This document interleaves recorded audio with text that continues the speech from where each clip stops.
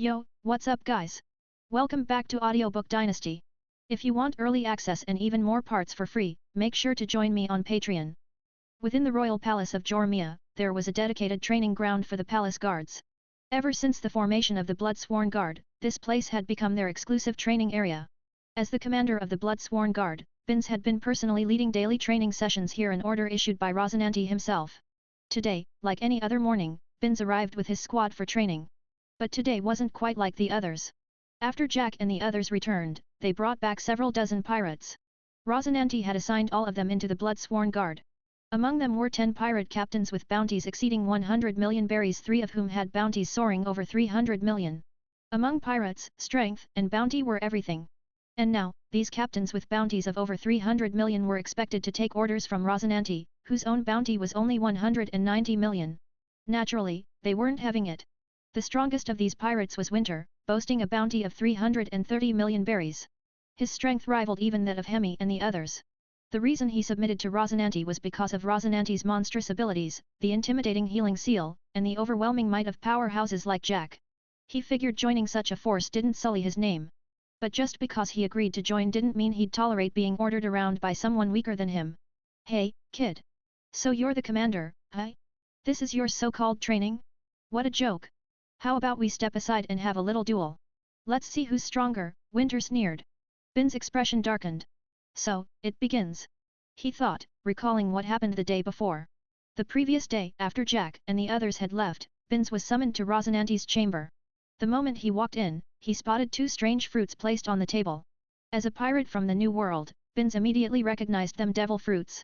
Binns, you haven't been with me for very long, but I'm pleased with you. The Blood-Sworn Guard is my personal unit. It must be led by someone I can trust. You've done well so far, and I'm ready to hand the command to you without worry. Jack brought back some capable pirates today. I've assigned them to the Blood-Sworn Guard as well, 3 of them with bounties over 300 million. You know what that means. Among pirates, strength rules. If you want to command them, your strength must surpass theirs. Here are 2 devil fruits, one is the Paramecia type whole fruit, and the other is the Zoan type lynx fruit. Choose one and eat it, Rosinante said. Upon hearing this, Binns could hardly contain his excitement. These were devil fruits. In the New World, devil fruits were tightly controlled by powerful factions and major pirates. It was nearly impossible for an average pirate to obtain one. Ironically, weaker seas or the first half of the Grand Line had a higher chance of finding devil fruits. Being a native of the New World, Binns had never had an easy path. His strength was respectable, but acquiring a decent devil fruit was a pipe dream. And now, here were 2 top-tier fruits just handed to him. Your Majesty, I swear once again the Blood-Sworn Guard will be your strongest shield and spear. As long as one of us still draws breath, no harm will come to you, Binns declared solemnly. Excellent. From now on, my protection is in your hands. Now choose which one will you take? Rosinante asked. Back in the training ground, Winter's face twisted into a menacing grin as he raised his massive blade nearly 3 meters long, matching his own towering height. With a brutal slash, he brought the weapon crashing toward Binns. As expected of someone with a bounty of 370 million, the speed and force of his strike were astonishing. Even before the blade landed, a crushing wind pressure slammed forward like a wall, ready to overwhelm Binns. Yet Binns didn't move. It was as if fear had paralyzed him, and he simply stood still, eyes locked on Winter's descending blade. The older members of the Blood-Sworn Guard cried out in alarm, while the newly inducted pirates smirked mockingly, believing the commander was about to be humiliated. Blood sprayed, but not from Binns. Winter's massive blade had sunk into Binns' chest, only to pass clean through and emerge from a dark portal that had silently opened behind him, right behind Winter. The blade pierced straight through Winter's own back. If it weren't for His Majesty's silent seal, you'd be dead right now. You'd better remember this gift, Binns said coolly. A devil fruit ability. Winter exclaimed, yanking his blade free in shock. This is the proof of my appointment as commander of the Blood-Sworn Guard, granted by His Majesty himself. The Paramecia type whole fruit, it allows me to open wormholes through space, Binns explained. In the New World, it was said that Whitebeard's tremor fruit was the most destructive power in the world. Devil fruits were capable of world-shattering might. Binns had long admired Rosinante's terrifying devil fruit ability, and in the end, he had chosen the whole fruit over the Zoan type. Binns' own fighting style was based on physical prowess and swordsmanship. With a solid foundation, he quickly mastered the fruit's basic abilities, much like how Sabo had swiftly grasped the basics of the flame fruit after eating it. The whole fruit enabled him to open spatial wormholes, an ability that made him nearly invincible. Even Rosinante envied such a power. Anyone else have a problem? Binz glanced calmly at the gathered pirates. The pirates exchanged uneasy glances. But with Winter having just been humiliated, none dared make a move. Several peaceful days passed. One afternoon, Rosinante was enjoying lunch at his table when he suddenly stopped mid-bite. Setting down his utensils, he waved the maids away. Come out. I left a healing seal on you, there's no point trying to hide from me, he said as soon as they were alone. Swish. A small, sharp object flew toward him. Rosinante casually caught it. It was an invitation. A tea party invite from Mama. No one turns down an invitation to Mama's tea party. To decline is to declare war, a voice echoed, as a figure stepped out of the shadows and leaned against a column with arms crossed. So Big Mom's not jumping straight to war after all. Rosinante raised a brow in mild surprise. After Mama saw how the healing seal could rapidly suppress injuries, she changed her mind. I suspect, she's taken interest in your silent seal, Katakuri said grimly. She's taken interest in my silent seal? What, does she think I'm just going to start carving seals on your siblings for her? Rosinante scoffed. But Katakuri's face darkened even more. You can't be serious. No matter what, you're still her son. She wouldn't possibly put your lives in the hands of an outsider. You didn't tell her I can control the healing seal at will? Rosinante asked, genuine shock flashing across his face. In Mama's eyes, if your powers can elevate Tato Land's strength, that's all that matters. As for being under your control, if she can control you, then your control means nothing, Katakuri replied flatly. Ha, ha ha. So that old hag really thinks she can mold me like clay. Rosinante's voice turned cold and furious. A tidal wave of overwhelming haki burst from him. Several maids fainted on the spot from the sheer pressure. Binz and the blood-sworn guard arrived immediately, weapons drawn. Jack and the others rushed in as well, quickly surrounding Katakuri. Surrounded by so many people, Katakuri remained calm and composed, showing no trace of fear. He stood there with arms crossed, completely at ease. You're Katakuri, one of the sweet commanders of the Big Mom pirates? Why are you here? Binz stared at him in astonishment. How could a sweet commander from the Big Mom pirates show up here? Don't tell me the Big Mom pirates are launching an attack. Hearing Bin's words, the pirates who had just joined the kingdom of Jormia began to panic. Idiots! If the Big Mom pirates were attacking, would it still be this quiet? Get out of here! All of you, out now! A domineering aura burst forth from Rosinante, crashing down on everyone like a tidal wave. Why yes, sir! The pirates, sweating profusely under the pressure of his conqueror's haki, scurried out one by one, leaving only the 5 officers, Jack and the others. I suggest you take your people and leave the New World as soon as possible. With this disorganized bunch, you won't stand a chance against Mama. Right now, the New World is in turmoil. Countless newcomers are rising to challenge Mama's position. She has no time to deal with matters beyond the New World. As long as you leave this place, Mama won't be able to get to you, at least for now, Katakuri said calmly. Calling us a disorganized bunch? That's quite the insult, Hemi said coldly, glaring at Katakuri. I can't pretend I didn't hear that, Jack added with a frosty tone. The group all stared darkly at Katakuri, as if ready to pounce on him the moment he failed to explain himself properly. They are a disorganized bunch, it's not an unfair assessment. But how much better is the Big Mom pirates, really? In the end, we're all pirates. The pot shouldn't be calling the kettle black. Rosinante raised a hand to stop Jack and the others from acting rashly. He understood that although these pirates were currently under his control, without proper training they couldn't truly become a force. Most of them were captains in their own right, individualistic and headstrong by nature. It wouldn't be easy to change their ways overnight. Still, Rosinante had made up his mind. From now on, these men would receive formal military training. They were no longer pirate captains, they were soldiers of the blood-sworn Royal Guard. If he called them a Royal Guard, they'd better look and act like one. Otherwise, people would just laugh at him. That was exactly why Rosinante had given a devil fruit to Binz, so that he would have the power to keep these pirates in check. Without that, Rosinante wouldn't even be able to manage Binz, let alone train the others. Mama's power is beyond your imagination. You cannot defy her, not even with all these people behind you, Katakuri said seriously. In truth, he hadn't expected Rosinante to have gathered such a formidable force. Railmana the Detonator, Jack the Mammoth, Crazy Axpers, Bartley the One-Eyed Wolf, Hemi the Bloodsword, each of these men was a known name in the chaos of the New World. And now they all stood under Rosinante's command. Including Rosinante himself, this was no small force. Judging by your tone, you seem quite worried I might head to Tato Land. What's wrong? Are you planning to defy Big Mom's orders? Rosinante smirked. I just don't want our younger siblings to fall under your control, Katakuri replied, his face darkening. He had a feeling that one day Rosinante's power would surpass even Mama's. If that day came and no method had been found to counter the Silent Seal, then Rosinante would become a catastrophe for Tato land. So even before coming here, Katakuri had resolved to prevent Rosinante from heading to Tato land at all costs. Sure, Tato land is dangerous but the potential rewards are even greater. And when everyone treats me like clay to be molded, do you really think I'll just tuck tail and run from the new world? Rosinante sneered. Hearing this, Katakuri furrowed his brows, his expression turning gloomier. How about this, we strike a deal? If you don't want me going to Tato land, fine. Then you have to join us. If we don't go, you'll have a hard time explaining that to your mother anyway. So why not use this opportunity to officially switch sides? That way, your siblings won't have to worry about being marked with the Silent Seal. Rosinante's voice was slow but firm. Katakuri's face darkened, but he didn't immediately reject the idea. Though he was the most capable of Big Mom's sons, that title only went so far. He had just been stripped of his commander position by Big Mom herself. She was the kind of person who wouldn't hesitate to take the life of her own son if he disappointed or disobeyed her. Well, no need to rush your decision. Think it over, I'm not in a hurry, Rosinante said with a grin. If he could recruit Katakuri, that would be a huge win. Your Majesty, bad news. The Navy is here. Just as Rosinante was happily envisioning his future, Felist burst in, visibly panicked. The Navy? Who is it? Rosinante asked casually. As long as it wasn't a Marine Admiral, he wasn't too worried. It's Vice Admiral Garp from Navy Headquarters, Frost said. At this, Rosinante's eyes bulged, and he nearly jumped out of his chair. Jack and the others looked equally horrified. You didn't see it wrong? That mad dog is here? What the hell does he want? Rosinante asked in disbelief.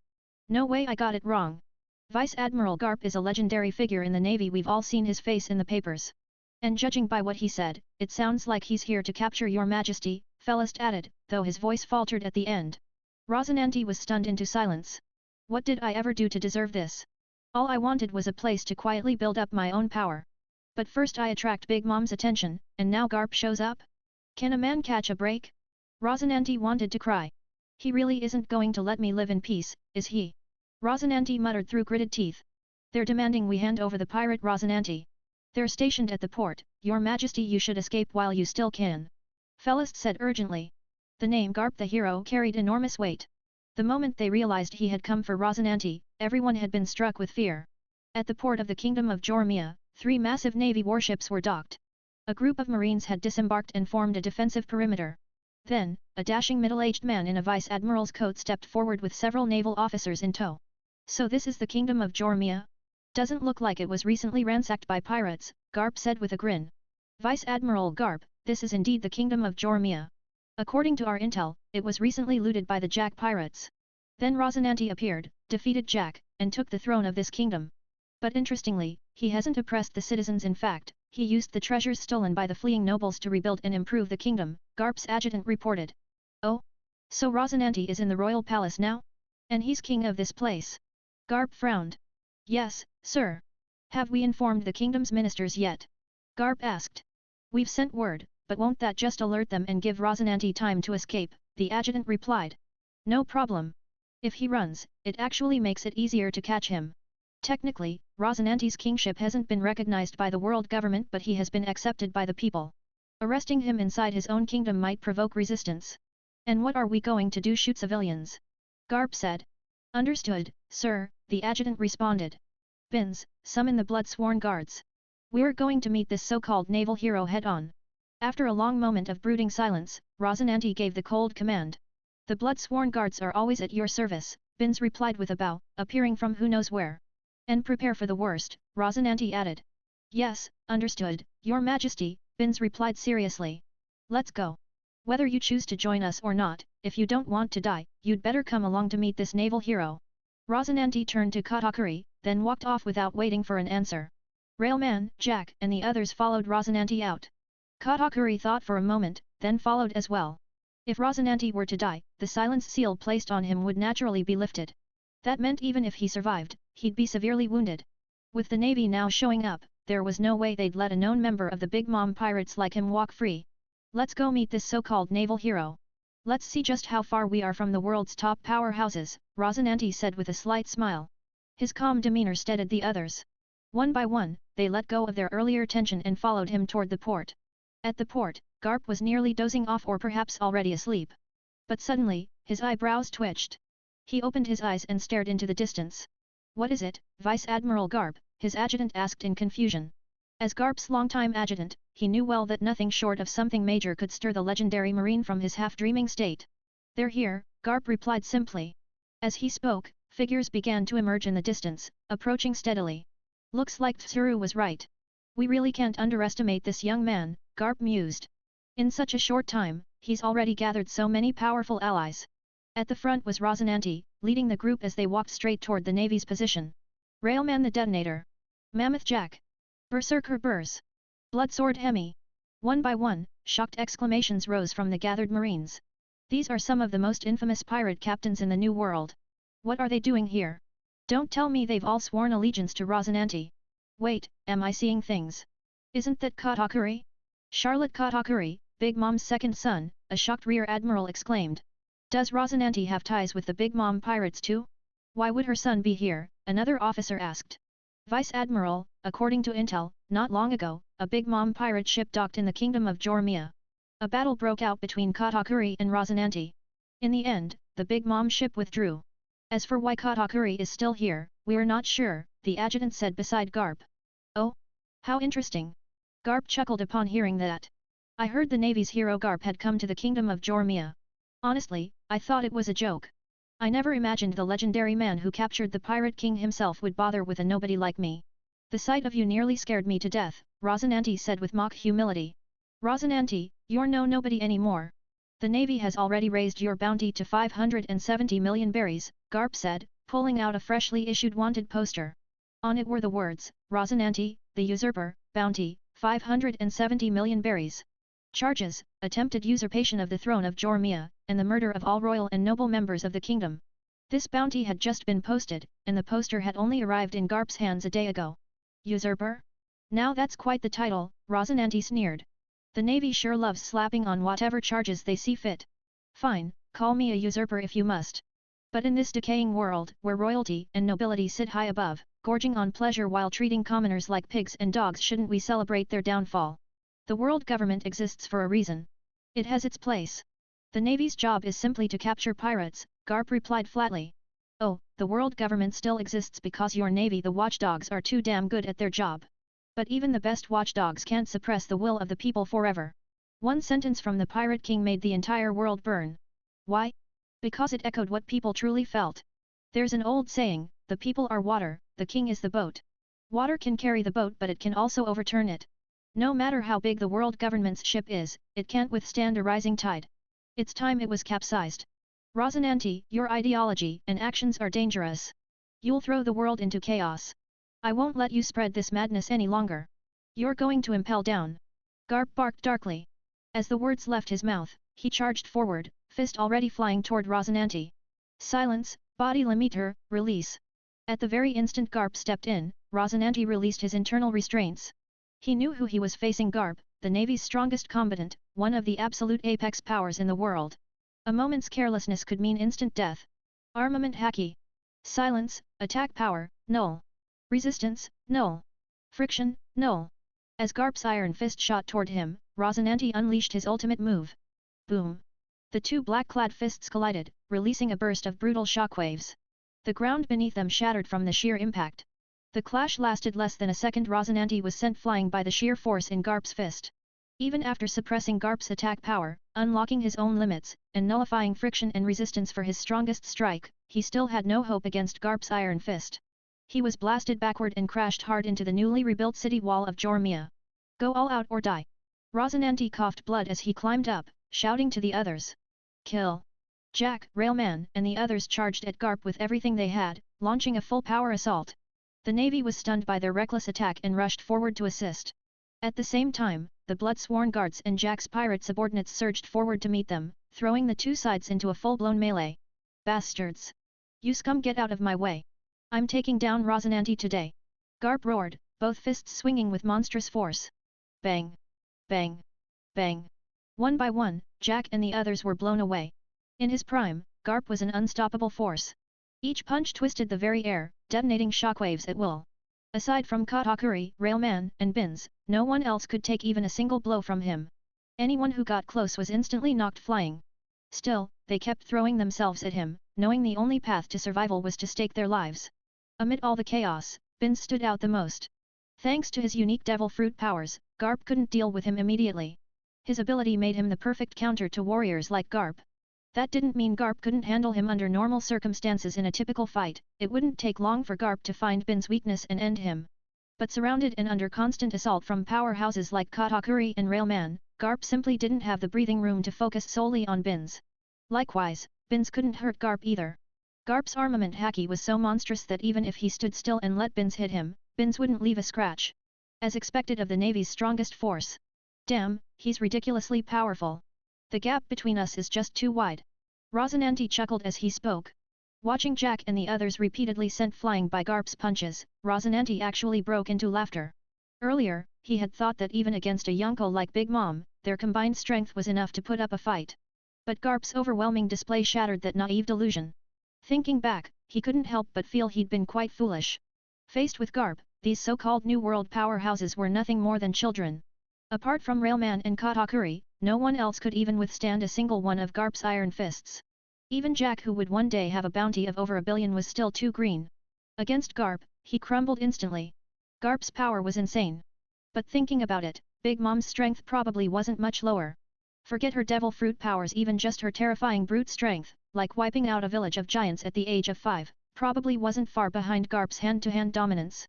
Rosinante felt lucky that the first top-tier powerhouse he faced was Garp. Compared to Whitebeard or Charlotte Linlin, Garp, while terrifying, was still purely a physical combatant. His attacks were devastating, but they lacked the large-scale destructive force. If they'd been up against Big Mom, it wouldn't even take her personally stepping in. Just Zeus, Prometheus, and Napoleon beside her would have been enough to school them all. And Whitebeard?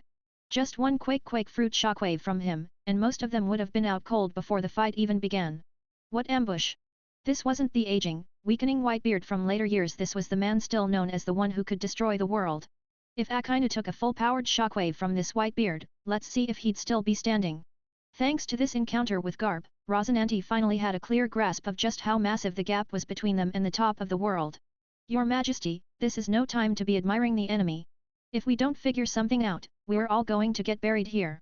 Bartley shouted, having just been blasted nearby. His face was pale. He never imagined raw physical strength could be this terrifying. Haha, buried or not, you guys better be ready for some recovery time, Rosinante laughed as he spoke. While speaking, he placed his hand on Bartley. Body limit release, silence. Rosinante shouted. A powerful devil fruit energy surged from him into Bartley's body, and Bartley's aura grew dramatically stronger in an instant. Go. Time to witness what a true top-tier powerhouse looks like, Rosinante said. Awoo. Bartley transformed into his beast form, and without any visible movement, he launched forward like a hurricane toward Garp. Whoosh! His razor-sharp claws slashed straight at Garp's heart with lightning speed. Garp was caught slightly off guard by the sudden acceleration, but he reacted quickly, catching Bartley's clawed hand with one hand and throwing a punch with the other. Bartley also countered with a powerful kick. At the same time his leg clashed against Garp's iron fist. A shockwave burst out from the collision. Bang! Bartley was ultimately punched flying again by Garp. However, Garp's brows furrowed slightly. He could sense that Bartley's strength had increased several-fold in a very short time. What the hell, Bartley, did you take steroids or something? Burz and the others were all stunned by Bartley's sudden burst of power. Body limit release, silence. Rosinante appeared behind Jack without a sound, placing his hand on his back. What is this? My power, how did it increase so much? Jack exclaimed, completely shocked.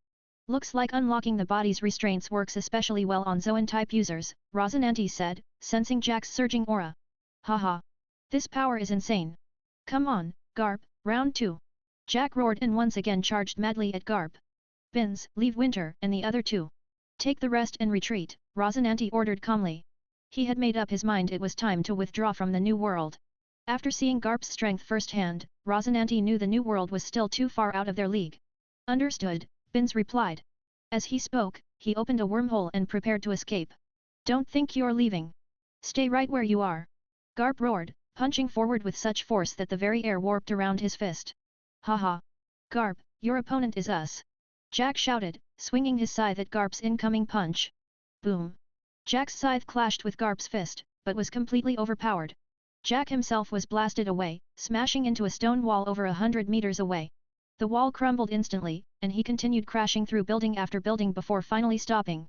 But in that fleeting moment Jack bought them, Binns successfully escaped using his devil fruit ability, heading off to extract the rest of the Oath Blood guards who were still clashing with the Navy. Body limit release, silence. Rosinante appeared beside Railman and Katakuri, pressing his hands against them. Instantly, he activated the technique on both. The two of them showed looks of astonishment, then charged at Garp like a pair of roaring storms. At this point, even Garp's expression turned serious. His fists thundered forward, tearing through Railman's explosions and smashing apart the sticky mochi attacks from Katakuri. Garp's power was the kind that defied logic, a brute force that crushed all techniques. Especially when he went all out, it didn't matter what kind of power came at him, he would just punch through it. No exceptions. Rosinante, meanwhile, had already finished boosting Winter and the others. They now joined in the assault on Garp. Crushing fist barrage. Rosinante entered a state of complete silence, appearing beside Garp like a ghost and unleashing a sudden punch. Bang! Garp, sensing Rosinante's approach with pure instinct, countered with a punch of his own. Their fists collided, generating a titanic gust of wind that rattled the very air. This time, Rosinante wasn't blown away, but the sheer force still forced him to skid backward uncontrollably. At that moment, the others launched their attacks together. Haha! I haven't had a fight this good in ages. Meteor Fist Barrage! Garp roared as his fists shot out like meteors. Each punch produced a massive air pressure shockwave in the shape of a fist. Wherever those fists flew, the earth shattered, stones exploded, and the very air cracked and twisted. What the hell, is this guy serious? Rosinante stared in disbelief. He had just been thinking how lucky they were that Garp didn't have a devil fruit and thus no large-scale attack power. But what was this? Meteor Fist Barrage, wasn't this the same move Garp used to throw cannonballs in the original timeline? Compared to this, the manga version was practically child's play. Everyone, go all out or we're going to die here. Rosinante roared. Crushing Fist Barrage! Crushing Fist Barrage! As he shouted, he completely disregarded the damage to his own body, swinging his fists again and again. Though the speed wasn't blinding, every punch was packed with full-force destructive might. Divine Burst, 3000 blows. Blood Sword Slash. Mammoth Smite. Slash Split Mochi. At that moment, everyone unleashed their ultimate attacks, desperately trying to offset Garp's overwhelming power. The resulting shockwaves ripped apart the entire space. The harbor was devastated by the force of their clash. The land heaved, the sea churned, and the newly rebuilt city walls were reduced to rubble once again. Half of the entire kingdom of Jormia had been sunk, and the other half lay in ruins. This is bad, they got away. This is really gonna be hard to explain to Fleet Admiral Kong. Wahahaha. On a stretch of rubble, Garp, bare-chested and laughing heartily, exclaimed. His uniform had been torn to shreds during the battle. Instead of bothering to fix it, Garp had simply ripped it off and continued brawling with Rosinante and the others. The battle had raged for half a day, and half the kingdom of Yolomia had been obliterated. Yet, all Rosinante and his crew managed to accomplish was shredding Garp's uniform. In the end, they had no choice but to rely on Binns' ability to escape. If it hadn't been for Silent Healer's continuous support throughout the fight, everyone present would have died multiple times over. Garp! Get your ass back here now, came the thunderous voice of Fleet Admiral Kong, shouting through the den mushi. He had every reason to be furious. The report said Garp had single-handedly leveled half the kingdom of Jormia. The incident had shaken the Navy's reputation, and even the 5 elders had called to inquire. After all, the 5 elders didn't care about the lives of the commoners, but Jormia's iron mines were crucial resources. Now that the whole kingdom was on the verge of collapsing, were those mines even still intact? North Blue. Doflamingo picked up a newspaper. The moment he saw the headline, his brow furrowed. What's the matter, Doffy? Something big happen? Diamante asked. Foo. That schemer Rosinante really stirred up a storm this time. Doflamingo said with a grin, tossing the paper onto the table. Everyone gathered around to read. The front page headline screamed, Vice Admiral Garp sent to capture national traitor Rosinante, half of Jormia kingdom sunk, Navy increases bounties on Rosinante's crew. Oi, the Navy actually sent Garp to capture Rosinante? That's overkill. Poor Rosinante doesn't stand a chance, Treble commented. Phew. If Rosinante had really been done in, the Navy wouldn't have raised his bounty. Look at the wanted list for his crew. Foo. That bastard Rosinante has quietly assembled a serious force. Doflamingo chuckled darkly. Diamante looked down and saw the updated bounty list. Rosinante, the national traitor, 800 million berries. Railman the detonator, 730 million. Jack the mammoth, 700 million. Burrs the crazy axe, 530 million. Dash Bartley the One-Eyed Wolf, 510 million. Dash Hemi the Blood Sword, 513 million. Dash Bins the Piercing Knight, 500 million. And at the very bottom, Dash Charlotte Katakuri, 900 million, former second son of the Charlotte family, suspected of joining Rosinate's crew. As Diamante and the others read further, their hearts grew heavier. The Navy wouldn't place such massive bounties unless Rosinante was now considered an extreme threat. Once a lone wolf without backing, Rosinante had now gathered a squad of monstrous strength far surpassing their own crew both in power and influence. Foo. Rosinante has already leapt ahead of us. We need to pick up the pace, said Doflamingo. Doffy, sure, he may be ahead now, but you know what happens to those who stick their heads out first, they get shot. Even Garp was dispatched. No matter what happened, things can't be easy for Rosinante right now. We should just stick to our plan. The new world's still out of our reach, Treble nervously advised. Relax. I'm not charging into the new world just yet. I've got my own strategy. Phew. I'll become the kingpin of all the underworld in North Blue, Doflamingo declared. Elsewhere Whole Cake Island. What? Katakuri actually joined Rosinante's crew? That traitorous bastard dared to betray me. Big Mom's face twisted with fury, her overwhelming conqueror's haki exploding in all directions, altering the very weather around her. Mama. That's just what the Navy's saying. Katakuri probably got caught up in it by accident. I mean, they were up against Garp. Teaming up with Rosinante was probably the only option at the time. There's no way he actually joined them. Pero quickly explained. Exactly, Mama. Brother Katakuri would never betray you. Charlotte Deifuku echoed. Find him. Alive or dead, I want to see him with my own eyes. He better give me a damn good explanation. Big Mom roared. Yes, Mama, the members of the Big Mom pirates responded in unison. Thousands of meters above the sea, a fleet of ships floated in the sky, pulled forward by dozens of burly men outside. Ha, man, this time we really got wrecked. A voice laughed from one of the central ships, coming from a figure so wrapped in bandages he looked like a mummy. Your Majesty, how can you still laugh? We nearly died. And we lost Jormia Kingdom, another bandaged crew member grumbled. Everyone around was similarly covered in bandages, sitting silently, their faces gloomy. These were none other than Rosinante and his crew. In the end, the battle for Jormia had ended in their defeat. Garp's strength was beyond monstrous. Even after Rosinante's entire crew unleashed their full power, removing all physical limitations, they still couldn't bring him down. It was only thanks to Silent Healer's relentless stalling that Bins had time to evacuate everyone and some treasure before things got worse. Only now did Rosinante truly understand why Garp remained untouchable, with a revolutionary for a son, a pirate for a grandson, and another adopted grandson who was both a pirate and the son of the Pirate King, yet he still held his place in the Navy. It wasn't just his reputation, it was his unshakable fists. Not even the world government could truly deal with him. But in the aftermath, every single one of them was battered, bloodied, and barely clinging to life.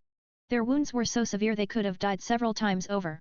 Rosinante was afraid that too many injuries sealed within the silent zone would overload its limits, so he ordered some wounds to be released for proper healing. How can I not laugh? We stood face to face with one of the strongest men in the world, and we lived. We survived a clash with Garp and didn't end up in Impel Down. That's a rare feat in this world. We're gonna be famous now. I bet all our bounties just got a huge bump, Rosinante said with a big grin. Hearing his words, everyone on board suddenly broke into relieved, joyous laughter. Your Majesty, are we really retreating from the New World? Are we abandoning Jormia Kingdom? Bins asked. You saw it yourselves.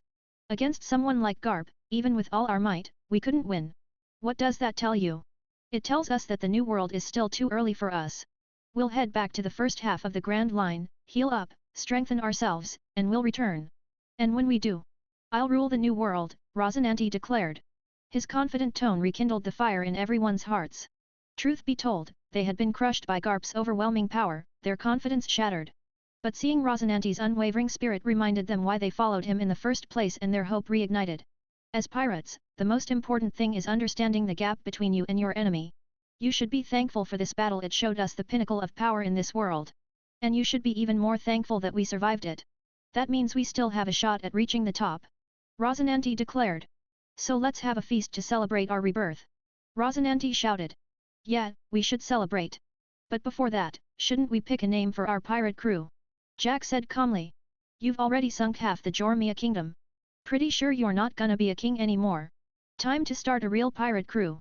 Everyone, including Burrs and the others, turned expectantly to Rosinante. You're right, it's about time we gave our pirate crew a name, Rosinante said as he looked up at the sky. To be honest, Rosinante had never been all that eager to be a pirate. Not because of the reputation for pillaging and bloodshed, he didn't care about that, but because life at sea was just plain boring. And after being hunted for so many years, he was tired of constantly running. That was why he needed to build his own power. Now that the kingdom of Eulomia was gone, he had to establish a pirate crew.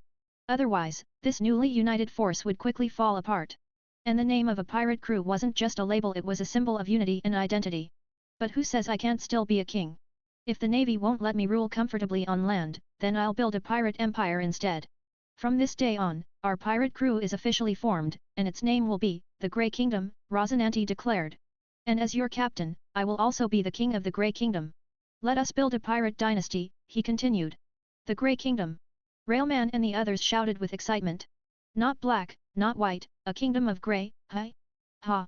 That means we are challenging not just the navy, but the entire world government. I like it, Jack said with a wide grin. Should we gather everyone and make this announcement official? Binns asked. Good idea. Summon all the crew, Rosinante ordered. His fleet currently consisted of 6 large pirate ships. The largest were Jack's Mammoth and Railman the Detonator. All 6 ships were now suspended in midair by Rosinante's silent gravitational power, floating effortlessly above the sea. At his command, the crews from all 6 ships gathered near the Mammoth, which was at the center of the formation. Once everyone assembled, they realized just how massive the force had become. Over 1,000 pirates were present. Most of them had come from the former Jack Pirates, the Burrs Pirates, the Bloodsword Pirates, and the Lone Wolf Pirates. Just those 4 groups alone made up nearly 1,000 men. The rest were the original crew members who had followed Binns from the beginning. Your Majesty! Your Majesty! The crowd shouted. I've gathered you all here today to announce something important, Rosinante said. Everyone exchanged puzzled glances. What could he be announcing? From this day forward, our pirate crew is officially founded. Its name is the Grey Kingdom. Remember this name. Be proud of it. One day, it will shake the entire world, Rosinante declared.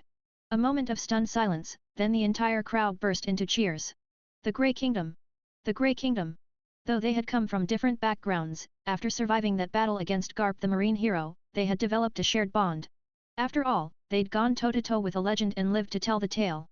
As captain of the Grey Kingdom Pirates, I hereby appoint Jack as the commander of the 1st Division.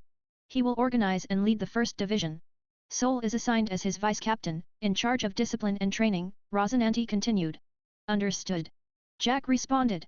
Yes, Your Majesty. Sol said, stepping forward with excitement. I appoint Railman as commander of the 2nd Division, with Beetle as vice-captain. He'll also handle discipline and training, Rosinante went on. Captain. Yes, Your Majesty. Railman and Beetle said with wide grins. Burrs will lead the 3rd Division, with Banning as vice-captain. Same responsibilities, structure, discipline, and training. Yes, Captain. Yes, Your Majesty. Burrs and Banning replied eagerly. Bartley is to lead the 4th Division, with Blake as vice-captain, Rosinante continued. Yes. Bartley and Blake answered in unison. Hemi will lead the 5th Division, with Aban as his second-in-command. Get that division shaped up and ready. Yes. Hemi and Aban stepped forward immediately. I appoint Binns as commander of the Blood-Sworn Royal Guard, our elite enforcement unit. Ryan will be his vice-commander, responsible for internal discipline and training, Rosinante announced. Yes, Your Majesty. Binns and Ryan said. Ryan had once been a pirate captain, just like Binns and Burrs, and had also participated in the hunt for Rosinante and Jack. Though his bounty was only 90 million, his strength was not far behind Binns. The Blood-Sworn Royal Guard will be my personal unit in the Grey Kingdom's internal enforcement squad. They will hunt down any traitor to our cause. Only pirates with bounties over 100 million or those with great potential can qualify. Binns, Ryan, you must train and manage them well. If you think you're not up for the task, step down now. The success or failure of the Bloodsworn doesn't just affect my safety, it determines whether the Grey Kingdom will thrive or rot from within. This is crucial, Rosinante said seriously. Rest assured, Your Majesty, we will not betray your trust, Binns and Ryan answered. Winter, Klee, Basin, you 3 did well in helping us repel the marine hero. You're not quite ready to lead your own divisions, but putting you in the Royal Guard would waste your talents. For now, train hard with the Guard. When you're ready, I'll give you command of your own units, Rosinante told them. Thank you, Your Majesty. The 3 stepped forward joyfully, clearly excited by the opportunity. Finally, I appoint Katakuri as vice-captain of the Grey Kingdom, Rosinante said. Everyone burst out laughing at this.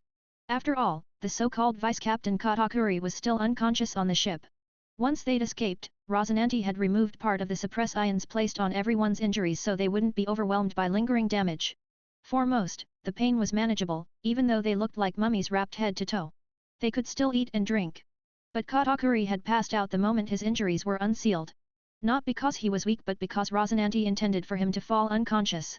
This created the illusion that Katakuri had betrayed Big Mom's crew, cutting off any path back. Now, his only choice would be to join the Grey Kingdom.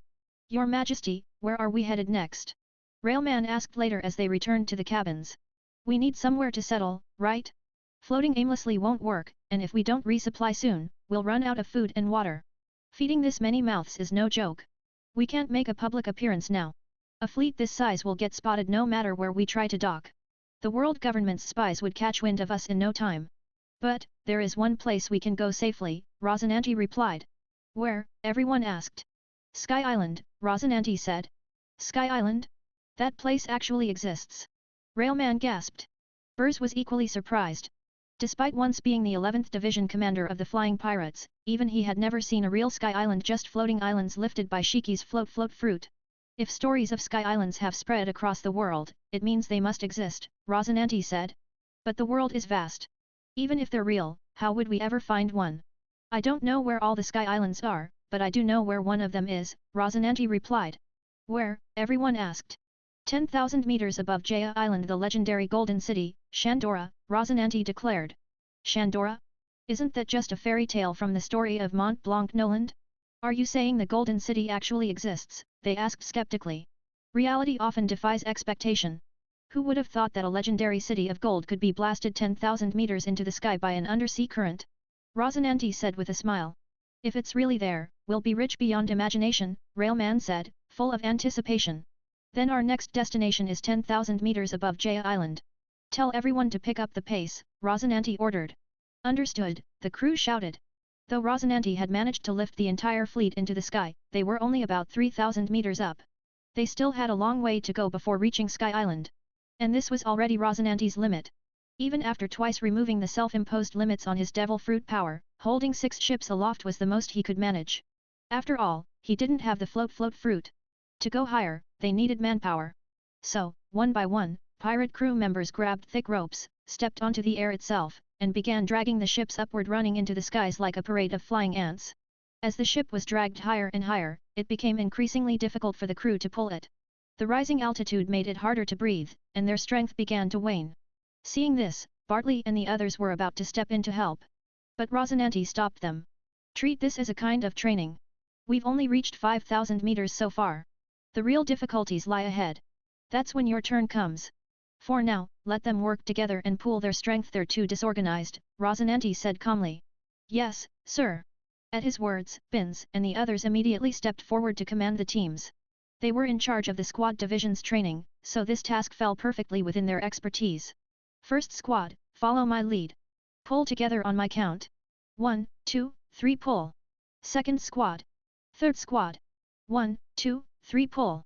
With unified shouts, the ship finally moved again under their combined effort. Where exactly are we now? Rosinante asked. We've probably already left the New World, Burs replied. We're flying through the sky. After all, our speed is far greater than sailing across the sea. BAS had once been part of the Sky Pirates and was experienced in such matters. What's that? As they ascended another 1,000 meters, reaching over 6,000 meters in height, a thick sea of clouds blocked their way. That's Emperor Cumulus. Above it is the White Sea. Captains, step forward and cut it open. Rosinante barked. Yes, sir. The division captains, who had been itching for action, stepped forward eagerly. Split it open for me. Jack bellowed. With a swing of his scythe-like arms, a massive slash tore through the cloud sea, opening a path through the White Sea. The clouds are open. Charge through that gap, someone shouted. The fleet surged forward, dragged by the crew, heading straight into the opening in the clouds, but the clouds soon began to close up again. Ho ha ha ha. Open. Burs laughed as he followed up with a mighty axe swing. The closing clouds were once again cleaved apart. In this way, the division captains took turns clearing the path.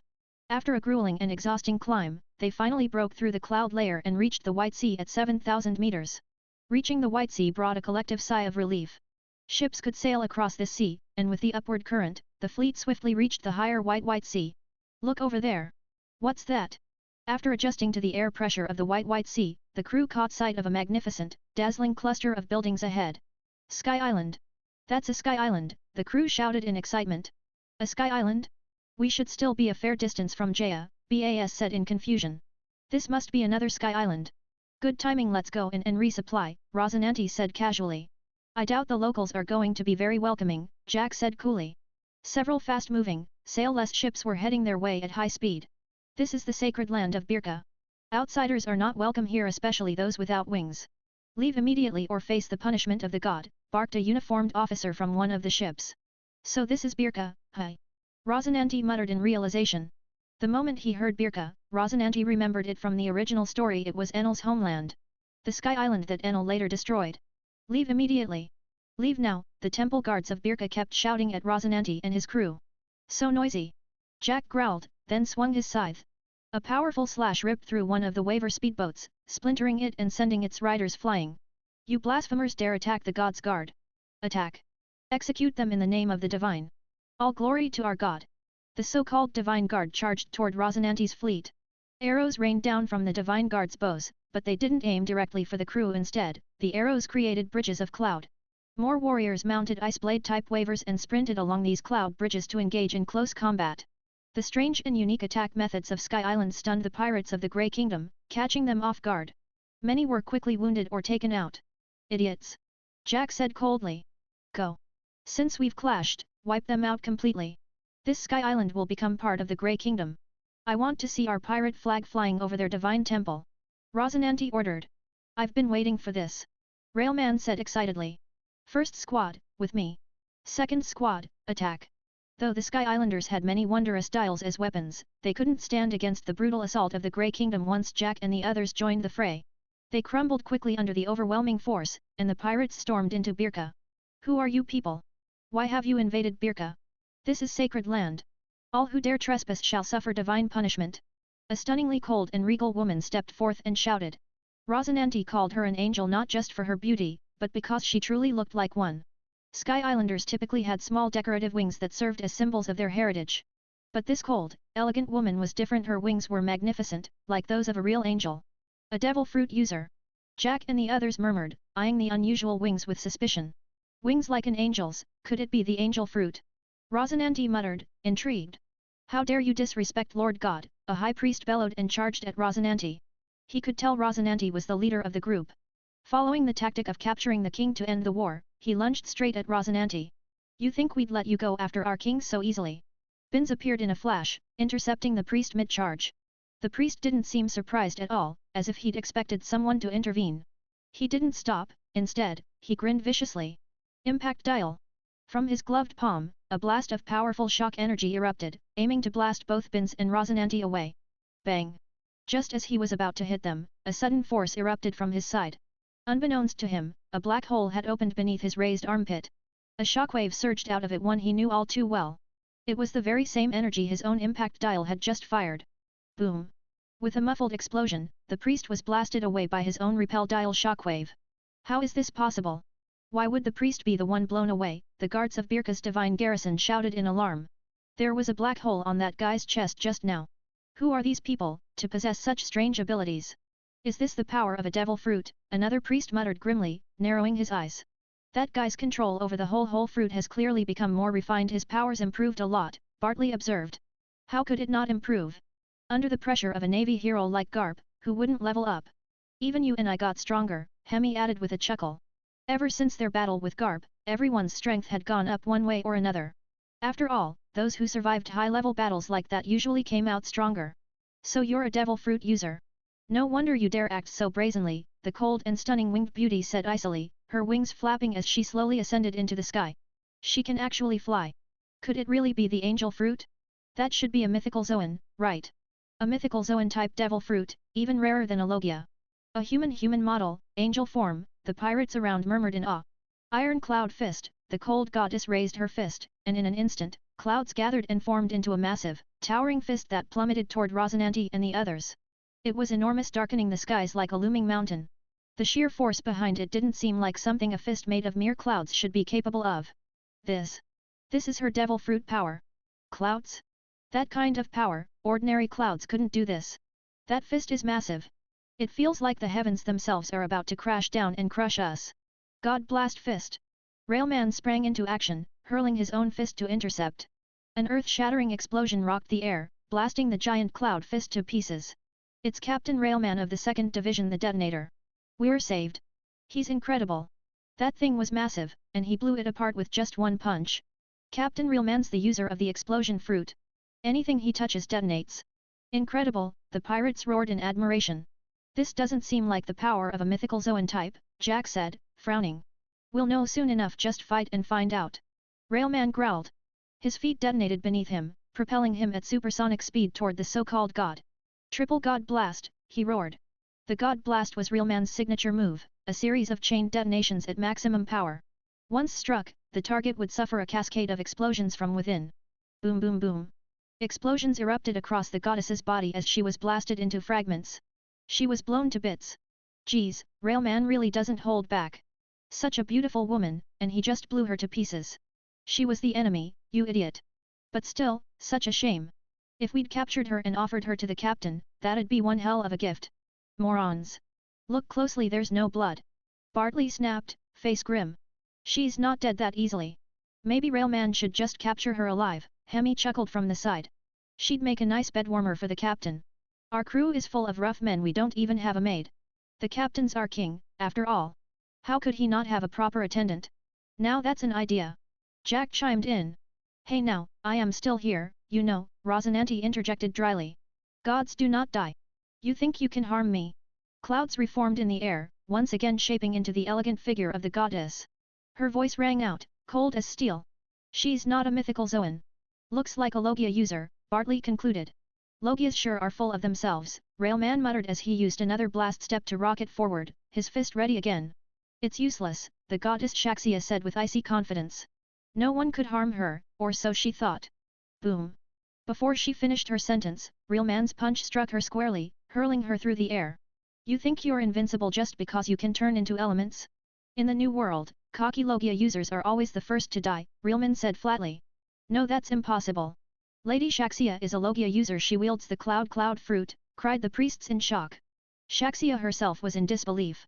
How could anyone hurt me? Is it? Seize stone. Turning into clouds doesn't make you immortal. There are plenty of ways to hit Logia users, Railman scoffed. This can't be. Shaxia hadn't originally been Birka's deity. But ever since she accidentally ate the cloud fruit as a child, no one, not man nor weapon, could hurt her.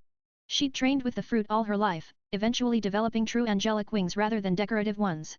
The temple elders, awed by her power and divine wings, declared her the true goddess and forced the previous one to step down. Over the years, Shaxia was constantly worshipped and praised.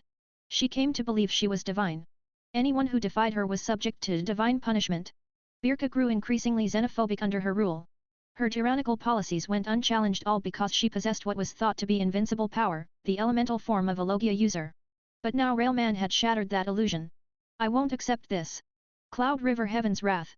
With her furious shout, the sky itself trembled. Birka's mighty cloud rivers twisted and writhed as they surged toward Rosinante and his crew. No. Lady Shaxia's furious. She's going to destroy the whole Sky Island, the surrounding civilians screamed in horror. Please, calm your wrath, Lady Shaxia, the temple priests and elders pleaded. But she wouldn't be swayed. The cloud rivers roared under her command, converging on Rosinante's crew. Even the surrounding clouds began to shake, as if preparing to engulf them all. Logia users are such a pain, Bartley muttered. Especially when they're fighting on their home turf, an island made entirely of clouds. She could actually destroy this place. If that happens, where are we supposed to restock? This farce ends now, Rosinante said quietly, raising his head. In that instant, a tyrannical wave of presence exploded from his body, Conqueror's haki. The sky trembled. One by one, Birka's residents collapsed into unconsciousness. Then the divine guards, the temple soldiers, the priests, and even the elders all fell. Conquerors. Haki, gasped one of the temple elders before fainting. It's the captain's Conqueror's haki, one of the Grey Kingdom's pirates said in awe. No wonder he's our captain, only one in a million has that kind of haki, another pirate exclaimed. Shaxia staggered, her mind beginning to fog as the overwhelming force battered her will. At that moment, a silent figure appeared behind her, utterly soundless. With a hand coated in armament haki, he struck her neck with the edge of his palm. Shaxia's vision dimmed as she slowly lost consciousness. The last thing she saw was a young man holding her in his arms. Shaxia slowly regained consciousness and took a look around. The surroundings were all too familiar to her. This was the temple of Birka. All the temple priests and elders were bound together, and surrounding them were the invaders from the Blue Sea, grinning maliciously as they watched. Shaxia tried to stand up but found herself utterly drained of strength. Only then did she notice a pair of shackles clamped tightly around her wrists. Sea stone, she exclaimed in shock. Oh? Seems like you know what sea stone is, came a voice from nearby. Shaxia turned her head and saw a young man lounging arrogantly on what used to be her divine seat, none other than the leader of the Blue Sea intruders. In that moment, memories came flooding back. Before losing consciousness, it had been this young man who held her in his arms. She realized it must have been him who carried her here, and that thought made her blush uncontrollably. Never in her life had she been held so intimately by a man. The sheer thought was enough to turn her face red with embarrassment. Who are you?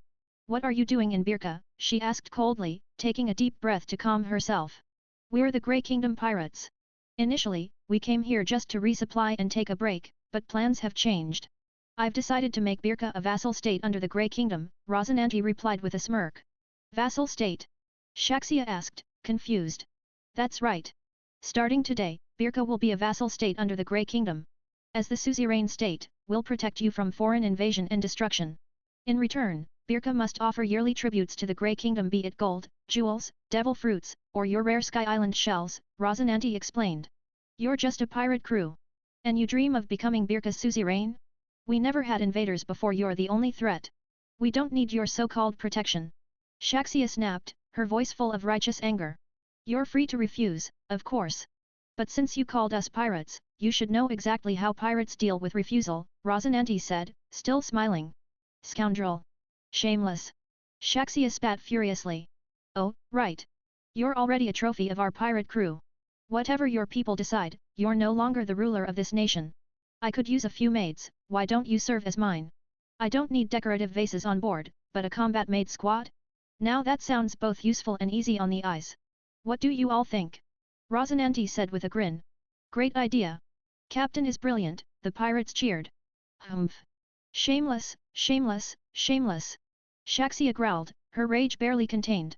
Time to choose, then your decision will determine Birka's fate. Annihilation or submission. Rosinante declared, his aura suddenly shifting to something overpoweringly domineering. There it is again. Shaxia's face paled as she felt that terrifying pressure emanate from him. That's Conqueror's Haki, one of the 3 types of Haki. It's said to occur in only 1 out of a million people. And unlike the other 2, you can't train your way into it, you either have it or you don't. The power that hit you earlier is armament Haki. In the Blue Sea's new world, that's just the basic standard, Railman added. Ho ho ho, well, it's not that basic. Even in the new world, not everyone can use armament Haki. But if you want to be considered strong, you need it. It's more like a rite of passage for the powerful, Burz commented. There's also the 3rd type, observation Haki. I believe your Sky Island calls it mantra, Hemi chimed in. As she listened, Shaxia's face turned from fury to shock. Armament Haki capable of injuring her was just the norm in the new world? And their mantra, something Sky Islanders took great pride in, also existed in the Blue Sea? No wonder the Blue Sea was such a dangerous place. Your powers may be impressive here in the sky, Rosinante said coolly, but down in the Blue Sea, they're nothing. There are many who can destroy entire islands. Those Logia types, always arrogant, thinking their intangibility makes them invincible.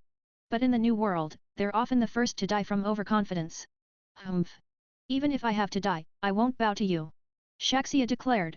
Well then, I suppose we'll have to resolve this the pirate way, Rosinante said, his voice calm.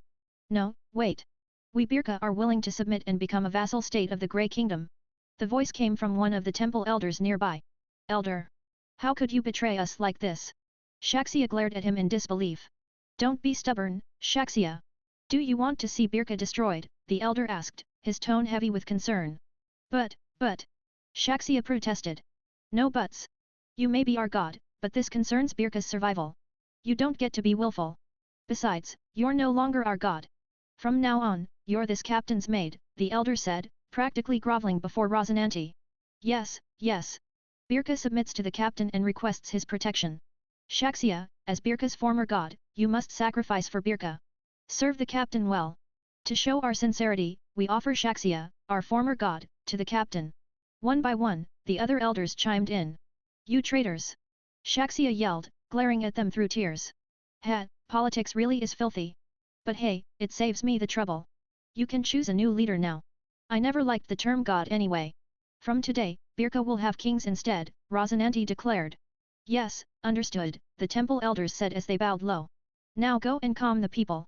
Make sure there's no conflict between them and the Grey Kingdom. If there's bloodshed, don't say I didn't warn you, Rosinante warned. Yes, yes.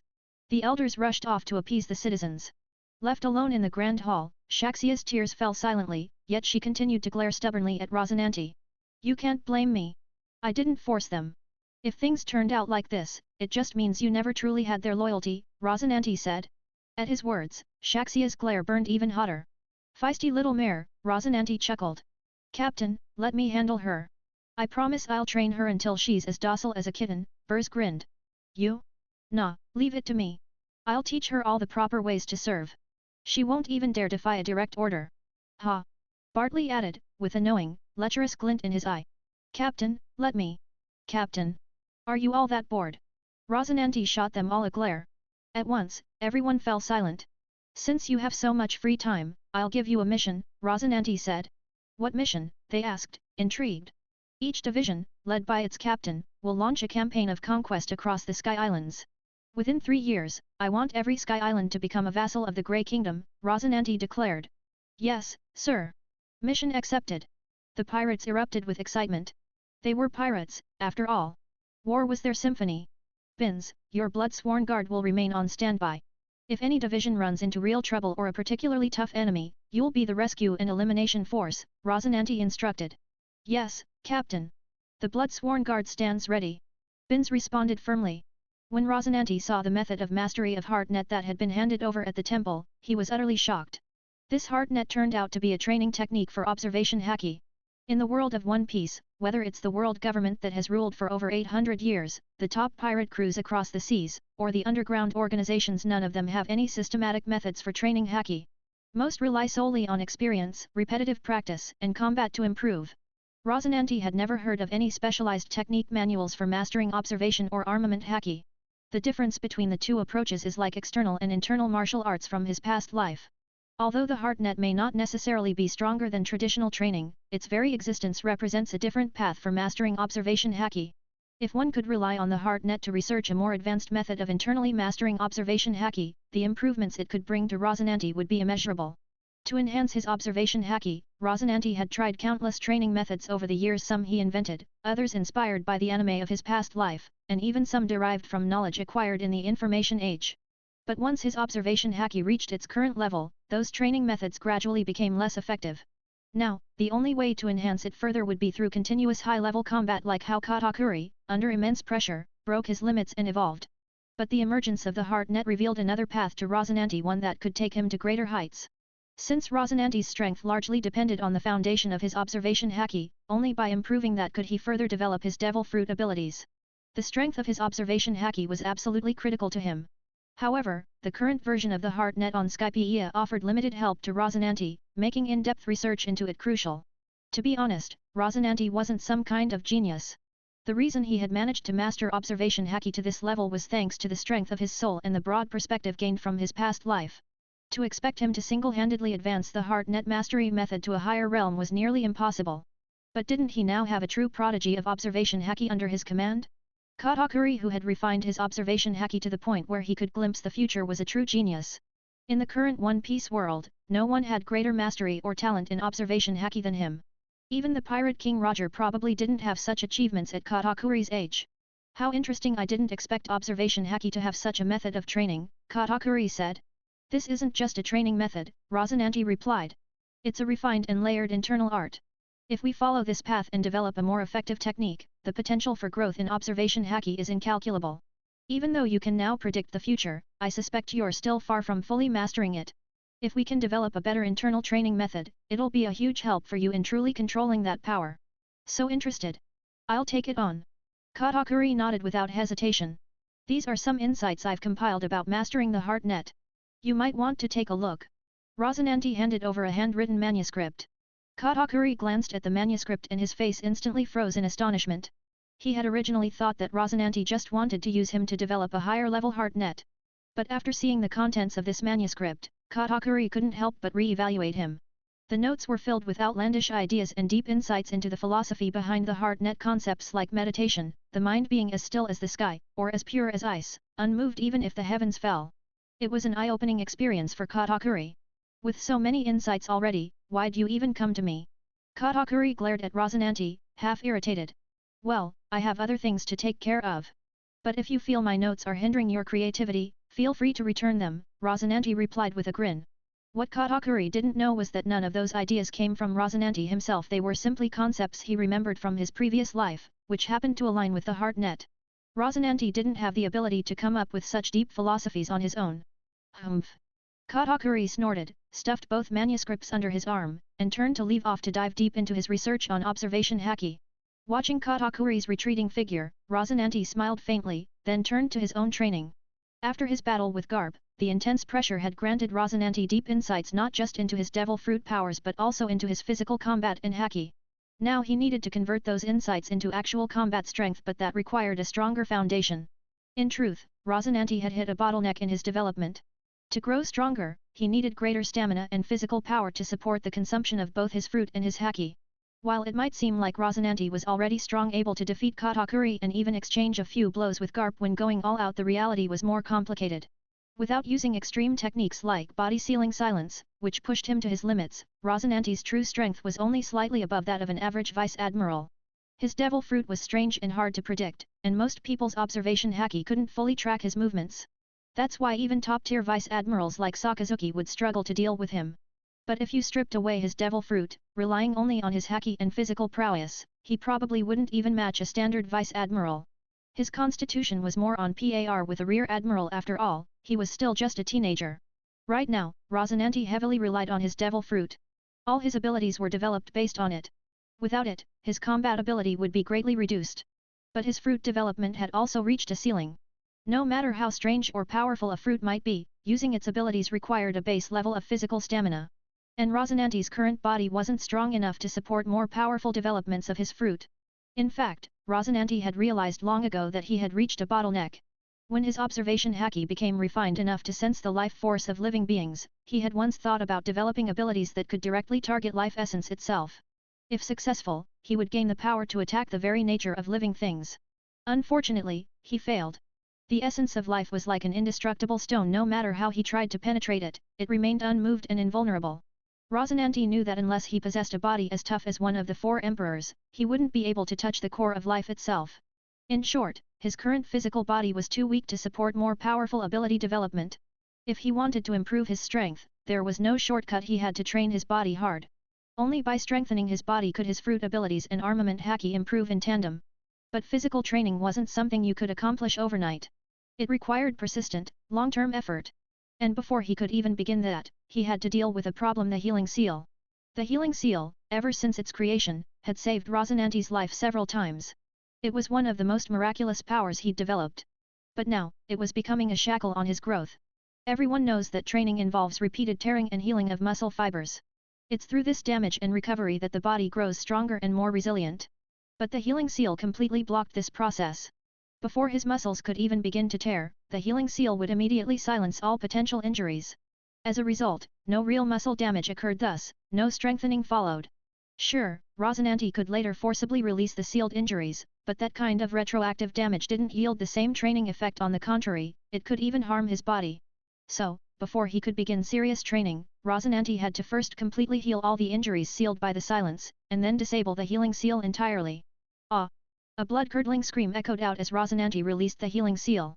More than a year later, deep within a forest, several figures were engaged in fierce battle, their silhouettes flashing as they attacked one another with practiced coordination. Among them were Rosinante, Winter, and Shaxia. Ryan was in his half-beast form, and he and Winter each wielded laser shells as they launched a coordinated assault on Rosinante. Their teamwork was smooth and well-honed, clearly not the result of just a few days' practice. Nearby, Shaxia, dressed in a maid outfit, used her devil fruit powers to both harass and support the attack on Rosinante. Rosinante, with both hands coated in armament haki, expertly weaved through the onslaught, fending off all three without once resorting to his devil fruit abilities. Over the past year, Rosinante's strength had grown immensely. Even without using his fruit powers, he handled their seamless coordination with ease. "Alright, that's enough for today," Rosinante called out after a long bout. "Huff! Captain, you're getting stronger and stronger. Just with your haki and physical skills, you're already able to withstand our full-force combo attacks. And we spent months perfecting that strategy, Ryan said, reverting from his half-beast form to his human appearance. Not long after appointing Ryan as vice-commander of the Blood-Sworn Guard a year ago, Rosinante had given him the lynx fruit he'd acquired from the royal family of the Kingdom of Jormia. With the lynx's agility and strength added to his existing power, Ryan had grown into a terrifying combatant easily on par with an average rear admiral. You three have improved a lot as well. Your coordination's sharp now. With Bin's wormhole support, taking down a rear admiral shouldn't be a problem, Rosinante said with a satisfied smile. Over the course of the year, the Blood-Sworn Guard had undergone intense military training, drastically improving their team coordination. Ryan and Winter were the main offensive force, specializing in tandem assaults, while Shaxia focused on control and disruption. With this formation, even a standard marine rear admiral would have a hard time surviving. Shaxia often challenged Rosinante to duels in her spare time, though she lost every single one. Frustrated, she roped Ryan and Winter into ambushing Rosinante together. At first, the two men were hesitant to participate in what they saw as Shaxia's antics. But Rosinante found sparring more effective than solo training, and so he agreed to let all three attack him while holding back his fruit abilities. In the beginning, their calculated ambushes forced Rosinante to fight hard to keep up. But over time, he adapted. And with his relentless year-long training, his strength had leapt to a whole new level. In fact, his mastery over all three types of haki and his physical body had advanced by an entire tier. Without his devil fruit, Rosinante's power a year ago could only be considered the weakest among rear admirals. But now, he had fully stepped into the realm of a proper rear admiral, physically and in combat power.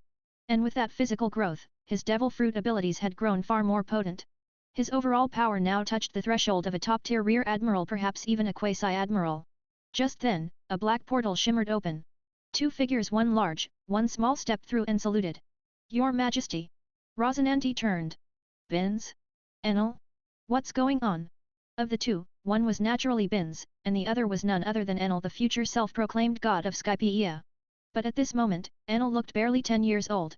After Rosinante stationed himself on Birka, he ordered Bins to begin recruiting talented children from the region to train as future blood-sworn soldiers.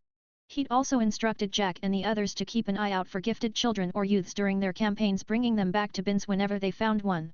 Enel had been one such discovery on Birka. Your Majesty, Bins said, I've discovered that Enel has become a devil fruit user.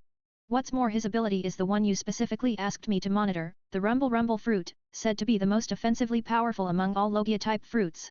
At that, Enel glanced nervously at Rosinante. Not bad, Enel. You got pretty lucky eating the very fruit I've been looking for all this time. Rosinante grinned. After arriving in Birka, Rosinante had never forgotten about the rumble fruit. He'd once had Bins scour the entire island for it with no luck. Who would have thought it would end up with Enel? Your Majesty, Enel stammered, overwhelmed. At this point, Enel was far from the twisted figure he'd become later in life. Born an orphan and looked down upon for lacking wings, Enel had long suffered abuse at the hands of Birka's winged population, who considered themselves superior. After Rosinante's forces conquered Birka, Enel became one of their most devoted admirers. Seeing that Rosinante and his crew were also wingless gave him a sense of belonging. He'd been the very first to volunteer when Bins began recruiting for the reserve forces. And now, learning that he'd eaten the fruit Rosinante had been seeking all along left him flustered and unsure of what to do. Enel, Rosinante said, yes, I was looking for that fruit. But it doesn't matter who ate it. What matters is your strength. And right now, you're too weak. Bins, I'm putting him in your hands. Train him well. That fruit, if fully mastered, guarantees admiral-level power. In fact, I always envisioned the rumble fruit as the perfect core for our dimensional strike force. This dimensional strike force was Rosinante's long-conceived strategy, an ultra-long-range offensive unit built around Bins's worm fruit. Yes, Your Majesty. I'll train him thoroughly. Bins replied solemnly. Rosinante nodded, about to speak further when suddenly, a brrrr sound came from Bins's coat. His face and the others immediately changed. Bins pulled out a den mushi. It was the emergency line used only when a division was requesting immediate backup. Over the past year, the 5 divisions had each gone out in separate directions, fighting for control of the Sky Islands. Rosinante had instructed the Blood-Sworn Guard to remain on standby at all times, ready to reinforce any division that called for aid. But with captains like Jack leading them, fierce, proud, and reckless, none had ever requested backup. Not once. This was the first time the line had ever rung. This is the Blood-Sworn Guard, Bins answered. Bins, it's Sol, came the urgent voice of Sol, vice-captain of the 1st Division. Hearing that the call came from the first division, even Rosinante's expression darkened. He knew how crazed Jack could be. If Soul was making this call, then the first division must have encountered an enemy beyond anything they could handle. Jack would never have allowed such a call otherwise. Soul, what happened? Rosinante took the den mushi himself. Your Majesty, we were ambushed. On the other side, Soul was bloodied, his voice weak, his face pale with panic. The first division, we've been almost completely wiped out. Soul's voice trembled as he looked around at the dismembered bodies and ruins of what used to be their unit. Our attacker was Kaido of the Beasts. As he uttered that name, Soul's eyes filled with terror. Beasts Kaido? How did you end up provoking that monster? Rosinante froze for a moment when he heard Soul's words, then his expression turned extremely serious. Your Majesty, we didn't want to provoke that monster either, but he was completely unreasonable. He attacked the moment we saw him, absolutely terrifying. In less than an hour, the entire first division was nearly wiped out, Soul replied, his breath weak. Over the past year, the 5 main divisions had been waging wars everywhere, conquering several sky islands. As they seized these territories, they also expanded rapidly, each division growing tenfold in size. Jack's division, in particular, had gone completely wild. The first division had expanded more than 10 times, with over 5,000 men, each as bloodthirsty and belligerent as Jack himself. They had just taken over a new sky island and were trying to integrate it into the Grey Kingdom when Jack led the first division in search of their next target. But they ran into Kaido, who had come to the Sky Island to attempt suicide by jumping from the skies. Jack was notoriously irrational and savage, but that day, he encountered someone even more unreasonable and crazed than himself. Before Jack could even ask who the intruder was, Kaido swung his massive fist and obliterated one of their ships with a single blow. And just like that, the battle erupted. Jack had grown much stronger over the past year, and many of his crew were now equipped with all kinds of bizarre dials and shells from Sky Island. But none of that mattered, they were no match for Kaido, that monstrous force of nature. Even if the entire first division joined in, they stood no chance. In less than an hour, the first division was virtually annihilated. Jack, using his silent healing and monstrous endurance, barely held on. Soul, clinging to life, was the one who managed to make a desperate call for help through the den mushi. Bins, open a wormhole. Send me through immediately. Then rally the blood-sworn royal guard and bring all our heavy gear. Looks like this one's going to be a serious fight, and it's the perfect chance to field test your dimensional strike, Rosinante ordered. Yes, Your Majesty. Bins replied. As they spoke, Bins opened a swirling wormhole. Over the past year, Bins had greatly enhanced his mastery over the whole fruit, even developing a method to mark coordinates. With this system, Bins could open portals precisely to preset locations. Each of the division ships had one of these portal markers installed. Rosinante stepped toward the wormhole, but just as he was about to enter, he paused. Wait, bring Enel along this time too. His devil fruit power is going to be a key element in dimensional strikes moving forward. This real battle will be perfect for getting him used to it, Rosinante added. Understood. Bins responded. This time, Rosinante strode directly into the wormhole. Even before entering, he could already feel the overwhelming pressure and ferocity radiating from the other side. With a solemn face, Rosinante stepped through. After a year of intense training, he had been itching for a real test of his growth, and there was no better opponent than Kaido. As he entered the portal, Rosinante silently placed his hand over his chest, reactivating the silent healing seal he had removed during training. The moment he emerged, a suffocating wave of bloodlust and battle cries crashed down on him. Not enough! Not enough! How can this possibly destroy me? How can it kill me? A thunderous roar shook the sky. Looking toward the distant Cloud Island, Rosinante saw Jack transformed into a mammoth being beaten down mercilessly by Kaido, who had the upper hand in every exchange. Stretching out his arms and rolling his shoulders, Rosinante suddenly moved. In a flash of light, he shot toward the battlefield like a meteor, straight at Kaido and Jack. In a blink, Rosinante crossed the distance between ship and battlefield, silently appearing right in front of Kaido, and without hesitation, he delivered a heavy punch straight to Kaido's chest. Bang! Boom! Two distinct sounds rang out. The first was the impact of Rosinante's fist landing squarely on Kaido. The second was the blast of internal force detonating inside Kaido's body, the violent pulse critical hit. The tremendous force knocked Kaido back. The grip he had on Jack faltered as the blow forced him to stagger. Well, another strong one. Tell me, can you kill me? Kaido sneered, his eyes locking onto Rosinante. Your Majesty!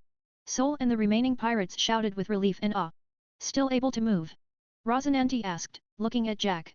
Who do you think I am? Jack growled, reverting from his mammoth form and struggling to stand. But it was clear he was pushing himself. His body was drenched in blood, and to reach such a state even with the silent healing seal meant Jack was on the verge of collapse. His stamina had been pushed to its very limit anymore and the healing power would start harming him instead. Bins, begin evac for Jack and the others. Rosinante ordered, pulling out a den mushy.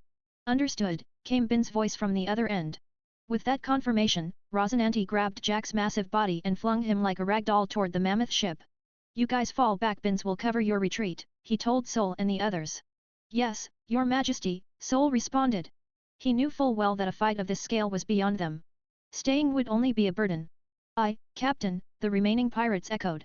Hey, you're their captain, right? I asked if you could kill me. Why aren't you answering me? Kaido said, stepping forward. Without waiting for a reply, he swung a palm toward Rosinante. Rosinante sidestepped the strike, grabbing Kaido's arm in the same motion. Silent gravity. In an instant, Kaido's internal gravitational balance was silenced. Rosinante twisted, then slammed hurling Kaido helplessly into the air. Violent pulse critical hit. With the gravitational silence still active, Rosinante launched a devastating punch that blasted Kaido upward, sending him flying over a kilometer into the sky. The moment the silence wore off, Kaido plummeted like a meteor, smashing into the floating cloud island below. The tough, sky-forged cloud was cracked by the impact, leaving a massive crater. Interesting power you've got there. But can it kill me? Kaido stood up unharmed, grinning like a demon. Wow, you really are a monster, Rosinante laughed. Most people can't even take one of my critical punches without collapsing, let alone survive being launched sky-high and dropped straight down. No wonder you tried to kill yourself from 10,000 meters up. Looks like you can't kill me either. Kaido's expression turned cold as he suddenly lunged, fist crashing toward Rosinante. Limit break, critical strike. Seeing Kaido's punch barreling in, Rosinante's own face hardened. He met fist with fist.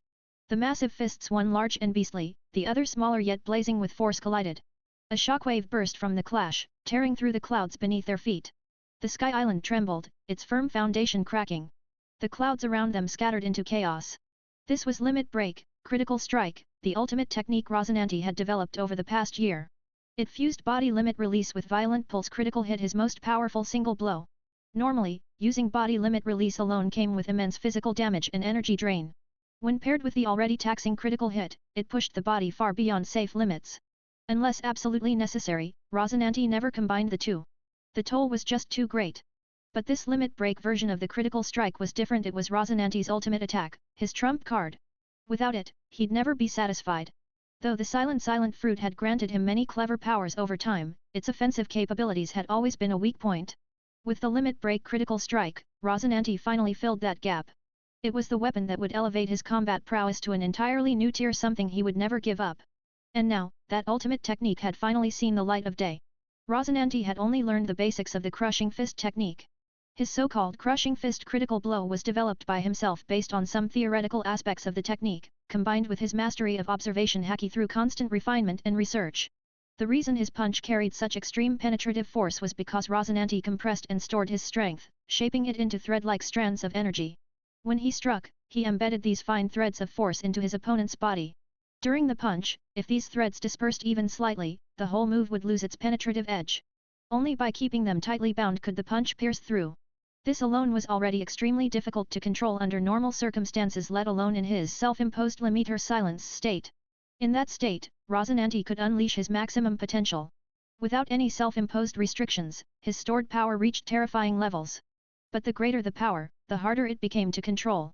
Hence, maintaining the thread-like force during a critical blow became nearly impossible. This was exactly why, despite accumulating 30 times his usual strength, he could only release the equivalent of 8 times the attack power. So, instead of trying to maintain the penetrative precision of a crushing fist critical blow, Rosinante developed a new form of attack, the limit breaker critical blow. Unlike the precision-focused technique, this one fully embraced brute force explosiveness. He compressed all his power into a single point and released it in one instant, creating an overwhelming burst of raw force and impact. It resembled the monster strength punch from Naruto, but Rosinante didn't have chakra. This was pure physical technique. Coupled with his limiter silence state, each punch pushed beyond even his own physical limit, hence the name, limit breaker critical blow. In terms of sheer explosive output, it was several times stronger than the crushing fist version, but it came at the cost of finesse and sustainability. Boom! 2 fists collided, one massive, one small, and for a moment, their power was evenly matched. But Rosinante's attack was all about the burst. When that burst failed to overwhelm Kaido's raw power, the moment it passed, Rosinante was immediately blasted backward. So that's how it is. Kaido sneered, baring his teeth in a savage grin. At first, he'd been momentarily stunned by the force of Rosinante's punch, but when he saw him get knocked back, he immediately understood the trick. That was a damn good punch. But why didn't it kill me? If you can't kill me then it's your turn to die. Kaido's eyes gleamed dangerously. His fists shot out one after another, each blow packing just as much force as Rosinante's limit breaker critical. Rosinante's expression shifted. He swung both arms furiously, punching out limit breakers in rapid succession. Boom! Boom! Boom! The entire sky trembled from their blows. The floating island cracked inch by inch from the seismic impacts. So strong, both of them, the first division members who had yet to evacuate stood in stunned awe. Our captain's getting stronger by the second. Jack grinned, eyes wide. Jack, it's time to fall back. Binz called out from the side. The battle's going to escalate. This area will be dragged into the chaos. I'm not that fragile. Jack snapped back. Captain's strong, yeah, but he's still not that monster's match just yet. Aren't you going to call for reinforcements? Jack asked. Brrrr. The den mushy buzzed. This is Binz, Binz answered swiftly. Commander, we're ready. The operation can begin, a voice came through. Understood. I've locked onto the coordinates on my side, Binz replied and hung up. We're heading to support His Majesty now. But before that we've got to complete the mission he assigned me. Binz stomped the ground, and a black hole suddenly opened beneath Jack. Jack instantly fell through. Damn it! Jack shouted, glaring at Binz before he vanished into the darkness. But even then, he didn't struggle much. You all need to get moving, too. Binz turned to Soul. Understood, I'll speed up the retreat, Soul nodded. Binz gave a firm nod, then stepped into a wormhole and disappeared. Hurry! Full evacuation now! Soul barked, glancing at the battlefield where Rosinante and Kaido's fight had reached a crescendo. Elsewhere, in a grand palace on the Sky Island Birka, the blood-sworn royal guards had fully assembled. Each member stood at attention, fully equipped and battle-ready. Is everyone ready? This is our first live combat using Dimensional Strike, and we're doing it in front of His Majesty. Don't let him down. Binz ordered. Primary breachers in position, said Ryan. Primary distractors ready, replied Shaxiea, dressed in a sharp-made uniform. Snipers in place, declared a group holding unusual long-barreled weapons. Enel didn't say anything but stood firm. Good. Our target this time is Kaido of the Beasts. Most of you know the name. He's the lunatic who goes around challenging people to fights and trying to get himself killed. He's fought solo against the Navy and even Whitebeard. I just saw him battle His Majesty, and I can say this for sure, he's even stronger than the rumors. We can't afford even a single mistake, Binz warned. Yes, sir, the team shouted in unison. Then begin Operation Dimensional Strike. Everyone to your stations. Opening Wormhole 1 primary breachers, ready. Binz commanded. At the same time, a tiny wormhole opened near Bin's eyes, giving him a real-time view of the battle in the sky between Rosinante and Kaido. Ryan and Winter stepped up solemnly, each holding a wooden staff threaded with laser shells. They stood before a massive mirror marked with the number 1. All around the hall were mirrors of various sizes, labeled 1, 2, 3, and so on. 3, 2, 1 Wormhole 1, open! Binz shouted. Boom! Rosinante was blown backward again by Kaido's punch. Kaido grinned and was about to pursue. When suddenly, 2 figures appeared out of thin air. Laser shell! Twin beams of searing light burst from their staffs, forming glowing laser swords that slashed toward Kaido's waist from both sides. Clang! Sparks flew. The blades actually struck Kaido's body and sparked like hitting steel. The 2 figures zipped past Kaido's sides and disappeared into another wormhole behind him. Wormhole 1 hit the target. No damage, no damage. Reattempt. Primary breachers, stand by. Wormhole 2 distractors, ready. Wormhole 3 Enel, stand by for thunder support. Binz barked. Understood, said Winter. Roger, replied Shaxiea. Why yes sir. Enel stammered nervously. Kaido looked back with a confused glance, but didn't pay it much attention. He continued charging toward Rosinante. The attack had been surprising, but for someone like Kaido, it was little more than an itch. So it's begun. Dimensional strike, hi. Rosinante muttered. Then I'll add a little more force. Flash step. Rosinante. In a blink, Rosinante vanished from view and reappeared as a beam of light, slamming into Kaido like a thunderbolt. Boom! A deafening shockwave erupted. Rosinante's fist landed square on Kaido's face so hard that the beast's nearly indestructible features actually contorted from the blow. Kaido froze for a moment, clearly surprised. That speed was far beyond what he had anticipated. Normally, when Rosinante moved, he would silence both friction and drag, allowing his speed to increase drastically. If he also silenced sound and breath, then with silent motion combined with incredible speed, most people would have no chance of detecting his movements or attacks. That worked fine against regular opponents, but against a monster like Kaido, it hardly made any difference. Not only did Kaido possess superhuman vision, but his instincts were also razor sharp. It was nearly impossible for Rosinante to completely conceal himself from such a beast. While Rosinante was indeed fast, speed alone wasn't enough. Kaido's extraordinary eyesight could easily track his movements. At most, Rosinante could catch him off guard for a second. But once Kaido adjusted, Rosinante's acceleration tricks no longer worked. However, just now, Rosinante's speed had far surpassed Kaido's expectations. Despite Kaido's phenomenal vision, all he caught was a fleeting flash of light, barely a glimmer. In most battles, Rosinante didn't silence gravity. Even in emergencies requiring full acceleration, he'd only partially mute it. Silencing gravity entirely would place him in a weightless state. While this allowed him to reach unimaginable speeds and gave him the ability to fly, it was useful mainly for travel, not combat. In battle, weightlessness made it nearly impossible to control speed and direction, often causing him to miss his target and crash around wildly. Over the past year, Rosinante had rigorously trained to control his body in this zero-gravity state. Though he hadn't mastered it completely, he had learned enough to begin using it in actual combat. From this training, he developed a technique called Flying Shadow. Flying Shadow was executed by entering a weightless state, then accelerating and striking at full force. The speed was so extreme that even Kaido struggled to keep up. At the moment of impact, Rosinante would suddenly release the silenced gravity. This produced a shockwave of velocity and power and impact like a falling star that created immense force upon contact. This was the Flying Shadow technique. That speed, you bastard! That actually hurt! Kaido growled, coldly glaring at Rosinante. As a certain sneaky figure once said, speed is power. When speed reaches a certain threshold, even the smallest amount of force can unleash devastating strength. This was the essence of turning speed into destructive power. And Rosinante's strength was already formidable to begin with. That punch had hurt Kaido enough to make even his monstrous body feel genuine pain. Enraged, Kaido snarled and swung a palm down toward Rosinante. Wormhole 1, open. Target, Kaido's arm. 3, 2, 1. Bins barked. As his voice fell, Ryan and Winter charged toward a mirror, holding their laser shells. Miraculously, the moment they touched the mirror, its surface rippled like water, letting them pass through without resistance. Kaido's massive palm came crashing down toward Rosinante. Rosinante darted backward at lightning speed to dodge, but Kaido's hand followed him swiftly and relentlessly. Suddenly whoosh, two figures burst out from below Kaido's arm. Laser shell, they shouted, slashing upward with enormous laser blades. Kaido's palm was mid-swing when it collided with their assault, and... Arg! Blood sprayed from Kaido's arm. The laser swords had sliced two long, deep gashes into his flesh. Ironically, the reason the attack worked so well, was mostly because of Kaido himself. It was the sheer force behind his own strike that caused his arm to crash directly into the laser blades, creating such devastating wounds. Portal 1, direct hit. Target damaged.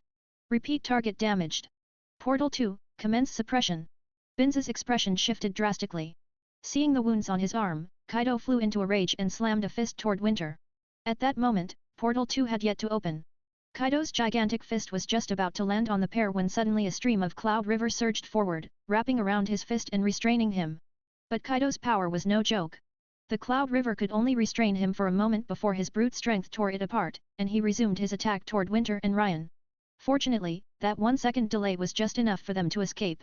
What kind of monster is this? My Cloud River only held him for a second. Shaxia said, face full of shock. Kaido's power might be on par with the Navy hero garb. For your Cloud River to restrain him for even a second is already amazing. Increase restraint strength. Enel, prepare your thunder strike. Bins commanded. Understood. Shaxia raised her hands, summoning several more streams of Cloud River to entangle Kaido. Understood. Enel responded, lightning crackling violently all over his body. As Enel's thunder surged, the others instinctively moved back. Lightning? Is that a Logia-type devil fruit? Looks like it. That should be the Rumble fruit, rumored to be the strongest offensive fruit among the Logia types. His Majesty has been searching for it for years. Didn't expect you to be the one to eat it. Focus. We're still in battle. Enel, get ready. Portal 3 is about to open. Unleash your full thunder strike into the mirror. Bins bellowed. Thanks to the training under Bins, his orders carried weight. The entire team immediately focused as he spoke. Yes, understood. Enel shouted. 3, 2, 1 Portal 3, open. Enel. Binz called. Got it. Thunder release. Enel roared as bolts of lightning surged from his hands and blasted into the wormhole. Roar. Kaido punched again but only hit empty air. Enraged, he howled furiously. Then, more streams of cloud river surged toward him. Kaido roared again, swinging his arms to disperse them only to be struck by streaks of lightning riding along the cloud rivers, coursing across his entire body. The lightning might have been devastating to others but to a freak like Kaido, it was barely even irritating. That didn't seem to do anything. Enel muttered, watching through the portal.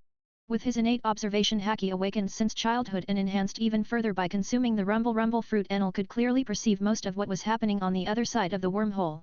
Keep discharging. Binz ordered. Enel nodded, continuing to pour out high-voltage lightning. While the lightning didn't physically harm Kaido, the continuous shocks did induce mild paralysis. That slight paralysis didn't do much alone, but as it accumulated, Kaido's movements began to slow ever so slightly. His massive strength and techniques weren't being fully unleashed. Now's our chance. Limit break crushing fist barrage. Rosinante saw the opening. He instantly silenced all internal emitters and threw his fists forward at blinding speed. One after another, powerful shockwave punches tore through the air. He chose the crushing fist barrage instead of the ultimate move for a reason. The ultimate move, limit break, critical blow, focused all power into a single explosive punch, but once that force left the fist, it scattered and lacked ranged impact. On the other hand, while the crushing fist had less power, it retained its force across distance perfect for this moment. With Kaido surrounded by electricity, Rosinante couldn't get too close without being electrocuted himself. Sure, he could silence the electricity using his fruit ability, but doing so might inadvertently help Kaido recover. That's why he opted for the crushing fist barrage. Though the ultimate crushing fist hurt his own body, now wasn't the time to worry about pain. Boom. Boom. Boom, the barrage of punches slammed into Kaido, one after another. You bastard! Are you trying to tickle me? Kaido growled, then swung a fist toward Rosinante, one that was still crackling with Enel's lightning. Not so fast! Shaxia shouted. Seeing Kaido's punch heading for Rosinante, she summoned her cloud rivers once more, wrapping tightly around Kaido. Over the past year, Shaxia's strength had grown tremendously, and her devil fruit abilities had become much more powerful. One stream couldn't hold Kaido? Then she used two. Two not enough? Try 3. 13 streams of raging cloud river spiraled around him, unleashing a storm-like force that finally held Kaido in place. Sniper squad, prepare immediately. Kaido has entered the interception zone. Wormhole number 4 is about to open. Binz shouted. Ready, several sniper team members responded, holding bizarre-looking rifles. Wormhole number 4 is open. Binz bellowed. Wormhole number 4 was composed of a row of small circular mirrors, and the snipers aimed their guns precisely at these mirrors. The moment Binz shouted that the wormhole was open, the snipers saw Kaido on the other side and almost simultaneously, they pulled their triggers. Bullets blasted out from those strange sniper rifles at breakneck speed. Pft! Pft! Pft! Kaido was shot in the forehead, temples, throat, and both eyes at once. Blood spurted violently from each of those wounds. Aioic! That hurts! Kaido roared, clutching his bleeding eyes and shaking his head furiously. These strange guns were in fact an ingenious fusion of the impact dials from Skypiea and advanced firearms from Qingdao, repurposed into anti-Kaido snipers. Combined with Rosinante's own invented bullets, their penetration power was terrifying, likely the most powerful sniper weapons in the world. Kaido, already paralyzed by electricity, had been struck from close range. Impact dials produce shock forces 10 times stronger than ordinary impact shells. When used as propellants in guns, the shock force became immense. Under such extreme impact, it pierced through Kaido, blood gushed from his eyes, and even though his forehead and throat were too tough to penetrate fully, they still bled. Just as everyone was about to cheer for a hard-won victory, Kaido removed his hand and opened his eyes again, though his pupils had turned blank and unfocused. For a behemoth like Kaido, even being shot through with sniper rounds didn't amount to serious injury. And with his monstrous regenerative ability, even those wounds were already healing. What kind of monster is this? His temples and eyes were shot through, and he's completely fine, the snipers exclaimed in horror. Rah! Kaido let out a furious roar that echoed like a dragon's howl. A savage and domineering aura exploded from his body like a primeval beast awakening from slumber. The clouds trembled. A devastating power burst from Kaido's body, and in an instant, he broke free from the lightning restraints and the cloud chains, charging straight toward Rosinante in a crazed rampage. This is bad. Kaido's gone berserk. Rosinante exclaimed in shock. Before Rosinante could even react fully, Kaido was already in front of him, swinging a massive fist down toward his head. Shadow flash rapid blink. Rosinante unleashed his speed to the absolute limit, zipping through the air in blinding streaks of motion. Each flash of light marked his rapid movement, and in a storm of phantom steps, his strikes slammed into Kaido. Despite the enormous difference in size between them, Rosinante's furious assault caused Kaido to stagger repeatedly. The Shadow Flash technique combined lightning-fast speed and stealth, making it impossible for Kaido to locate Rosinante's position. All he could do was weather the flurry of attacks blindly. But no matter how fiercely Rosinante attacked, his blows couldn't inflict significant harm. Kaido's defensive prowess was nearly impenetrable, and his regenerative ability was even more insane than Rosinante's own injury-suppressing technique. Any injuries Rosinante managed to deal were instantly healed. Worse still, Rosinante himself was starting to breathe heavily, exhausting himself with every high-powered blow. Just as Rosinante was racking his brain for a solution, Kaido suddenly whipped his head around and, with terrifying precision, swatted at Rosinante mid-charge. Boom! Rosinante was blasted away by Kaido's massive palm. Shadow Flash was blindingly fast, even Rosinante had trouble fully controlling it. At such breakneck speed, he couldn't change direction easily. Normally, his hidden presence and blinding speed made him undetectable, even to the most perceptive opponents. But once someone was able to sense his movements and match his speed, this kind of perfect ambush could instantly turn into a disastrous counter. That palm strike hit him dead on. Rosinante had zero time to react. It was like he'd just thrown himself at Kaido to be smacked away. This guy is a total freak. Even though he couldn't sense my presence, his instincts alone let him strike so precisely. What a monster, Rosinante muttered as he stood back up, blood trailing from the corner of his mouth. He had taken some serious damage from that palm strike. Although the injuries had been muted by his silent healing ability, the blood he coughed up when hit still lingered on his lips. You're not bad yourself. To fight me for this long, and still stand after taking a direct hit, impressive. You're worth fighting, Kaido said, eyes flashing with killing intent and madness as he charged at Rosinante once again. Just then, the cloud chains reappeared, wrapping around Kaido and slowing his charge. You annoying rats! Get lost! Kaido roared, and a wave of power exploded from his body, shattering the cloud restraints. Impossible! 4 chains shattered instantly. Shaxia cried out in disbelief. As she gasped in shock, Kaido's punch had already been launched straight toward the black hole that connected to her. Not good. Bin's expression changed drastically and he immediately shut down the wormhole. Fortunately, Bin's was fast. Before Kaido's fist could cross through, the wormhole closed just in time. However, the shockwave from that punch still passed through the collapsing portal, blasting Shaxia backwards and slamming her into one of the palace pillars. But Kaido didn't stop. He turned and charged toward Rosinante again, fists swinging like wrecking balls. Assault team, support. Get ready to support. Bin's was terrified by Kaido's frenzied assault. The power in Kaido's fists made him fear for Rosinante's life. In response, Ryan and Winter suddenly appeared in front of Kaido, wielding laser blades powered by light dials. Without a word, they struck at Kaido's arms. Don't annoy me! Kaido bellowed. With a roar like a primordial beast, his aura blasted out, causing Ryan and Winter to falter in mid-attack. Kaido's massive fist swept out toward them. Crack! The laser swords shattered. Ryan and Winter were both sent flying, coughing up blood in unison. The immense damage overwhelmed their injury suppression abilities, draining their stamina entirely, only barely preserving their lives. Kaido was momentarily stunned when he sensed they still had a faint breath left in them. That punch had carried 7 to 80% of his full strength. If these two were just normal grunts, they should have been pulverized on the spot. The fact that they weren't enraged Kaido even more. He raised his fist again, intending to crush the two annoying flies for good. Shadow Flash! Rosinante's face turned grim. He shot out like a streak of lightning, launching a high-speed kick to intercept Kaido's attack. Rosinante's kick collided directly with Kaido's punch. A massive force surged through Rosinante's leg, forcing him backward against his will. But Rosinante knew if he retreated now, Ryan and Winter were dead for sure. Silence, attack null! In a flash, Rosinante activated his devil fruit power to silence the force on his own leg. Simultaneously, he spun mid-air and launched another strike at Kaido. And in that very moment, an idea struck him. Rosinante released the silenced power from earlier. Boom! Boom! Boom! The explosion of force from his leg actually pushed Kaido back 3 steps. That kick didn't just carry Rosinante's own strength, it also carried the redirected force of Kaido's own punch. As mentioned before, the silence fruit merely silences force temporarily, it doesn't erase it. That force still exists, lying dormant until released. This was different from muting an enemy's attack. When force was applied to Rosinante's body and then silenced, it remained within him, waiting. Once released, it still acted on him, but if redirected cleverly, it could become his own weapon. This kick had taken the power Kaido used on Rosinante, reversed its direction, and smashed it back at Kaido. Incredible! So it can be used this way too. Rosinante's eyes lit up in sudden realization. What had been just a spontaneous idea had now sparked a whole new strategy in his mind. All this time, Rosinante's biggest weakness was his lack of raw offensive power. Even though the Silence Fruit had granted him all kinds of creative abilities, he had never managed to develop a truly devastating attack technique. But now this sudden inspiration, this might be the most perfect offensive use of the Silence Fruit yet. Blood-sworn guards, listen up. Your mission is over. Everyone, fall back. From here on out, this is my battle alone.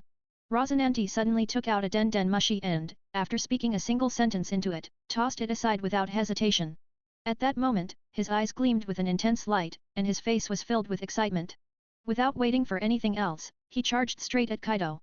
Kaido, let's have a head-on, no-holds-barred battle. Rosinante's face brimmed with madness as he lunged at Kaido, launching a ferocious provocation. You brat! I'll remember you! Kaido roared, equally frenzied, throwing a punch straight at Rosinante. Their massive fists collided in midair, and the resulting shockwave was so intense it seemed to shake the very heavens. Attack silence! Feeling a tremendous force surge through his fist, Rosinante didn't try to resist it with his own strength, nor did he back off to deflect it. Instead, he activated his devil fruit power and silenced the force entirely. The massive energy that had slammed into Rosinante dissipated into stillness because of his fruit's ability. It no longer had any effect. And in the next instant, Rosinante threw out another punch. Kaido wasn't about to back down. Though he had no idea how Rosinante had suddenly gained the power to stand toe-to-toe with him, when it came to sheer force and direct confrontation, who had Kaido ever feared? He answered with a thunderous punch of his own, each strike stronger than the last. Attack silence! Attack silence!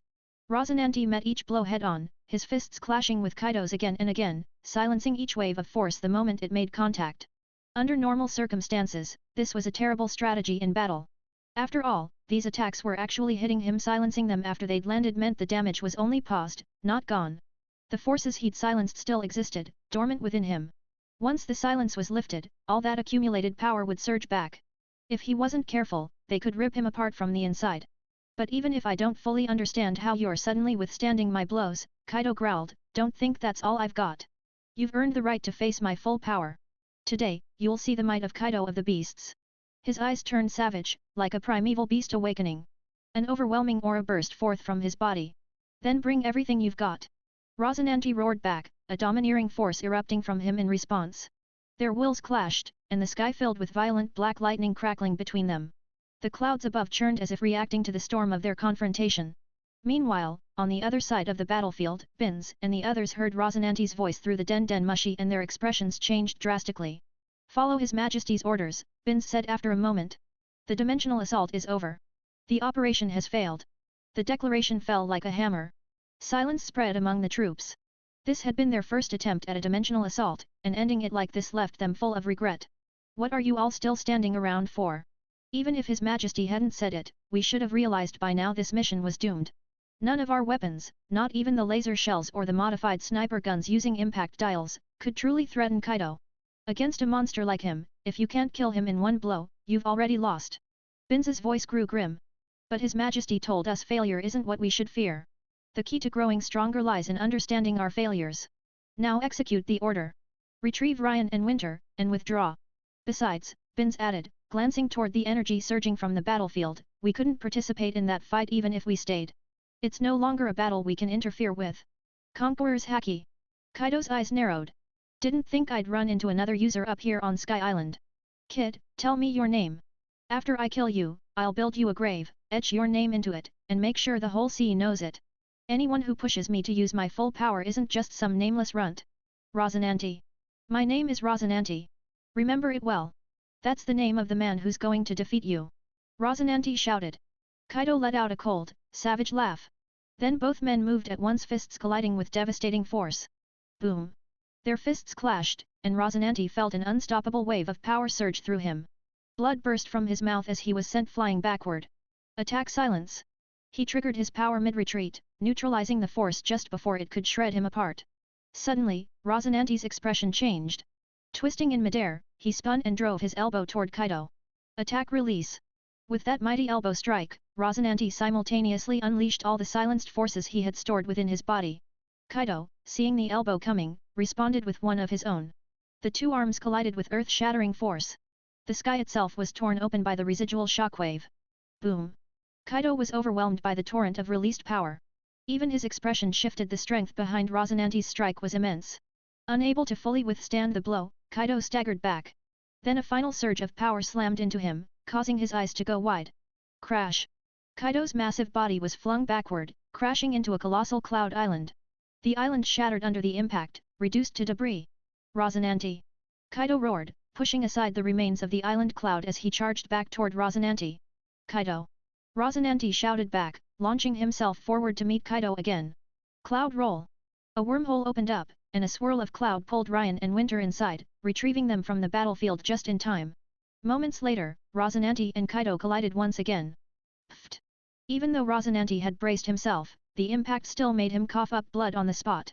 The immense force surged down his arm, smashing into his internal organs until his silence fruit power swept over it, quieting the injury and dispersing the impact. Once silenced, Rosinante immediately retaliated with another strike. Boom! This time, he added his flying shadow technique to his elbow strike, slamming it hard into Kaido's abdomen. The combination of flying shadow and the unleashed stored attacks from before forced Kaido to cough up blood. His body rocked with the blow. Ha ha ha! This is what pain feels like. The sting of death. Rosinante, can you kill me? Kaido's face contorted in agony, but his expression twisted into one of bloodlust and madness.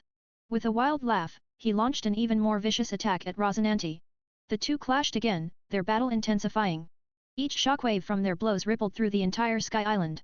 The sea of clouds boiled and roared, and the floating islands trembled and cracked apart, collapsing into the abyss below. How are they? Binz asked, looking at the unconscious Ryan and Winter. This Kaido really is a monster, the medic from the Sworn Blood Guards said grimly. If it weren't for His Majesty's healing seal locking in their lives, they'd be dead a dozen times over by now. Their physical strength has been completely drained just to maintain a single breath. We need to pump them full of high-grade medicine to restore their stamina. Only then can the healing seal suppress their injuries. Upon hearing the doctor's words, all the blood-sworn guards present changed expressions at once, horror overtaking their faces. When they first saw Ryan and Winter unconscious, they already understood how terrifying and monstrous Kaido's power was. But only now, after listening to the doctor, did they realize they had still underestimated the horror that was Kaido.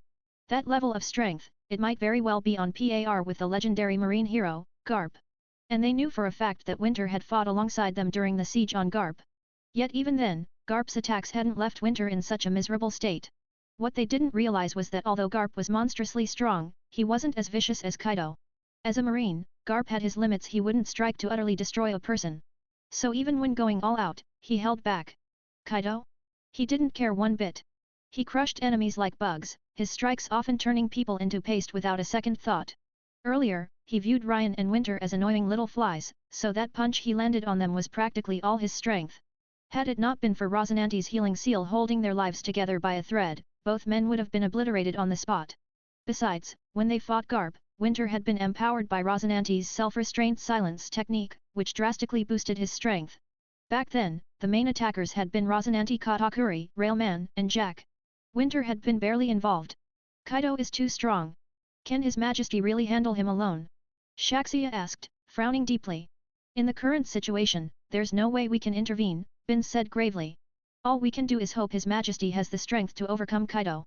That said, you and the snipers need to be ready at all times. I'll keep eyes on the battlefield.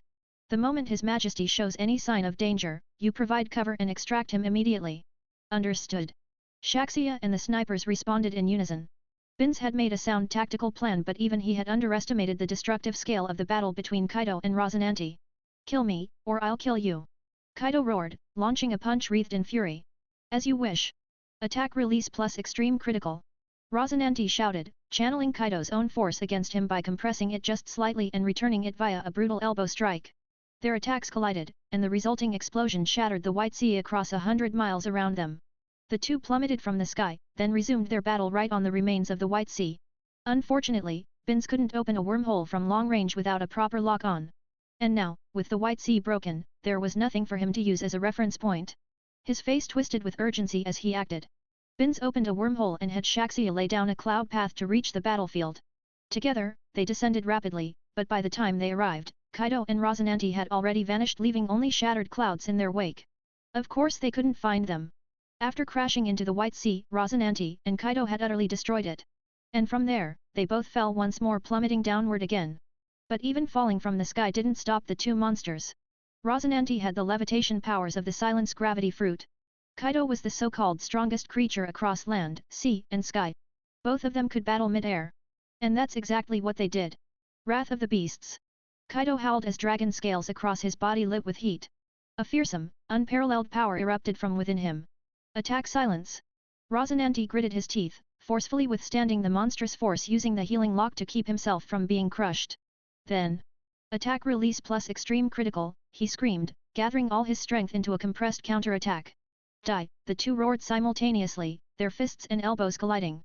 An unfathomable explosion rippled from the impact point. It was like a nuclear blast had gone off. Rosinante was launched away like a shooting star under an overwhelming force. Kaido wasn't spared either. His massive body was also flung backward like a streaking comet. For the rabid pirates, this was a day they would never forget. Today was supposed to be their great day, charging off to challenge the Grand Line. Their entire crew stood proud aboard their brand new warship, a vessel painstakingly constructed for the purpose of conquering the Grand Line. Their hearts were ablaze with ambition, dreams of ruling the seas, of becoming Pirate King. Then, from the horizon, a beam of light shot toward them. Before anyone could react, the light slammed into their ship with catastrophic force. The warship, built with a fortune, was reduced to splinters in an instant. The rabid pirates were sent flying into the air, then dropped unceremoniously into the sea. My ship! What the hell was that? The rabid screamed, staring at the splinters of his once mighty vessel. His anguish nearly caused him to pass out on the spot. Captain! I think that thing was a person, the lookout stammered. Bullshit! Don't talk nonsense! How could that possibly be a person? The rabid pirate's captain snarled, glaring at the lookout. But I swear, Captain, it looked like a human shape inside the light. If it wasn't a person, what else could it be? The lookout insisted. No. This is the Grand Line fighting back against me. The rabid declared, utterly convinced of his own grandeur. It fears that I'll conquer it, that I'll become Pirate King. That must be it. Wow! The captain's incredible, the crew echoed, feeding his delusions. Captain, Suddenly, another crewman shouted in panic. What? The rabid snapped, still lost in his own glory. Sea King, the crewman screamed. The rabid spun around and his face went pale. A massive Sea King was charging straight toward them. Why didn't you say something sooner? Jump! Everybody jump! The rabid screamed in terror. The crew scattered, leaping overboard in a frenzy. But they were just ordinary pirates. This wasn't Rayleigh we were talking about. They had no hope of outswimming a Sea King. Meanwhile, Rosinante's body, after smashing through the rabid pirate's ship, schemed across the sea like a skipping stone. He didn't even know what he'd hit, only that it was obliterated on impact. Then came the water. Rosinante bounced and tumbled across the ocean surface endlessly. He had no idea how far he'd flown. No idea how long he'd been drifting.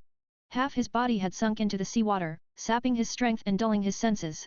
His consciousness began to fade. Finally, he collided with something hard. His battered body came to a stop. And then, darkness. Looks like I really pushed it too far this time. That was Rosinante's last thought before everything went black. No one knew how long had passed before Rosinante slowly regained consciousness. As he gradually opened his eyes, the first thing he saw was a little girl standing quietly beside him. She was watching him with wide, curious eyes, a hint of wonder playing across her innocent face. Nico Robin. Rosinante blinked in surprise. He recognized her instantly. This little girl was none other than Robin from her childhood days. You know me? Have we met before? I don't remember ever seeing you, Robin asked, tilting her head slightly in confusion at hearing her name from a stranger. So it really is Nico Robin, which means this place is O'Hara. Rosinante slowly got up, his body aching, but his tone soft. Did you save me, little one? He didn't answer her question directly. What was he supposed to say? That he recognized her because he had watched her in an anime in a past life? Yes, this is O'Hara, Robin nodded. I saw you passed out on the shore and dragged you back. I just patched you up a little, it wasn't really saving you. Well, I'm still grateful, Rosinante said, patting her gently on the head. It must have been hard getting me here. Not at all. I'm a monster, after all, Robin said calmly, not flinching away from the head pat. With a small wave of her hand, petals fluttered around, and an extra hand appeared out of thin air. Haha, that's no monster, Rosinante chuckled. That's a devil fruit ability, something many people across the seas dream of having. If that makes you a monster, then I must be a great monster, since I'm also a devil fruit user. You can make hands appear too. Robin asked in amazement. Not quite. Devil fruits grant all kinds of powers, and each fruit is unique. The one you ate is the Hana no Mi flower fruit. Mine is the silence fruit. It allows me to suppress all sound, Rosinante explained with a smile. That sounds useless, Robin bluntly remarked. Abilities aren't about how flashy they are. It's about how well you can develop them, Rosinante sighed, rolling his eyes. There's a saying there are no useless devil fruits, only useless users. Even the silence fruit, if mastered, can have unimaginable uses. Hee, don't worry. I won't make fun of you, Robin giggled. Yet. Not like you'd understand even if I explained the rest, Rosinante muttered. By the way, how did you end up passed out on the beach? Robin asked curiously. Did pirates attack you? Or did you get caught in a storm? I think I pushed myself too far, Rosinante said with a wry smile. He really had overdone it this time.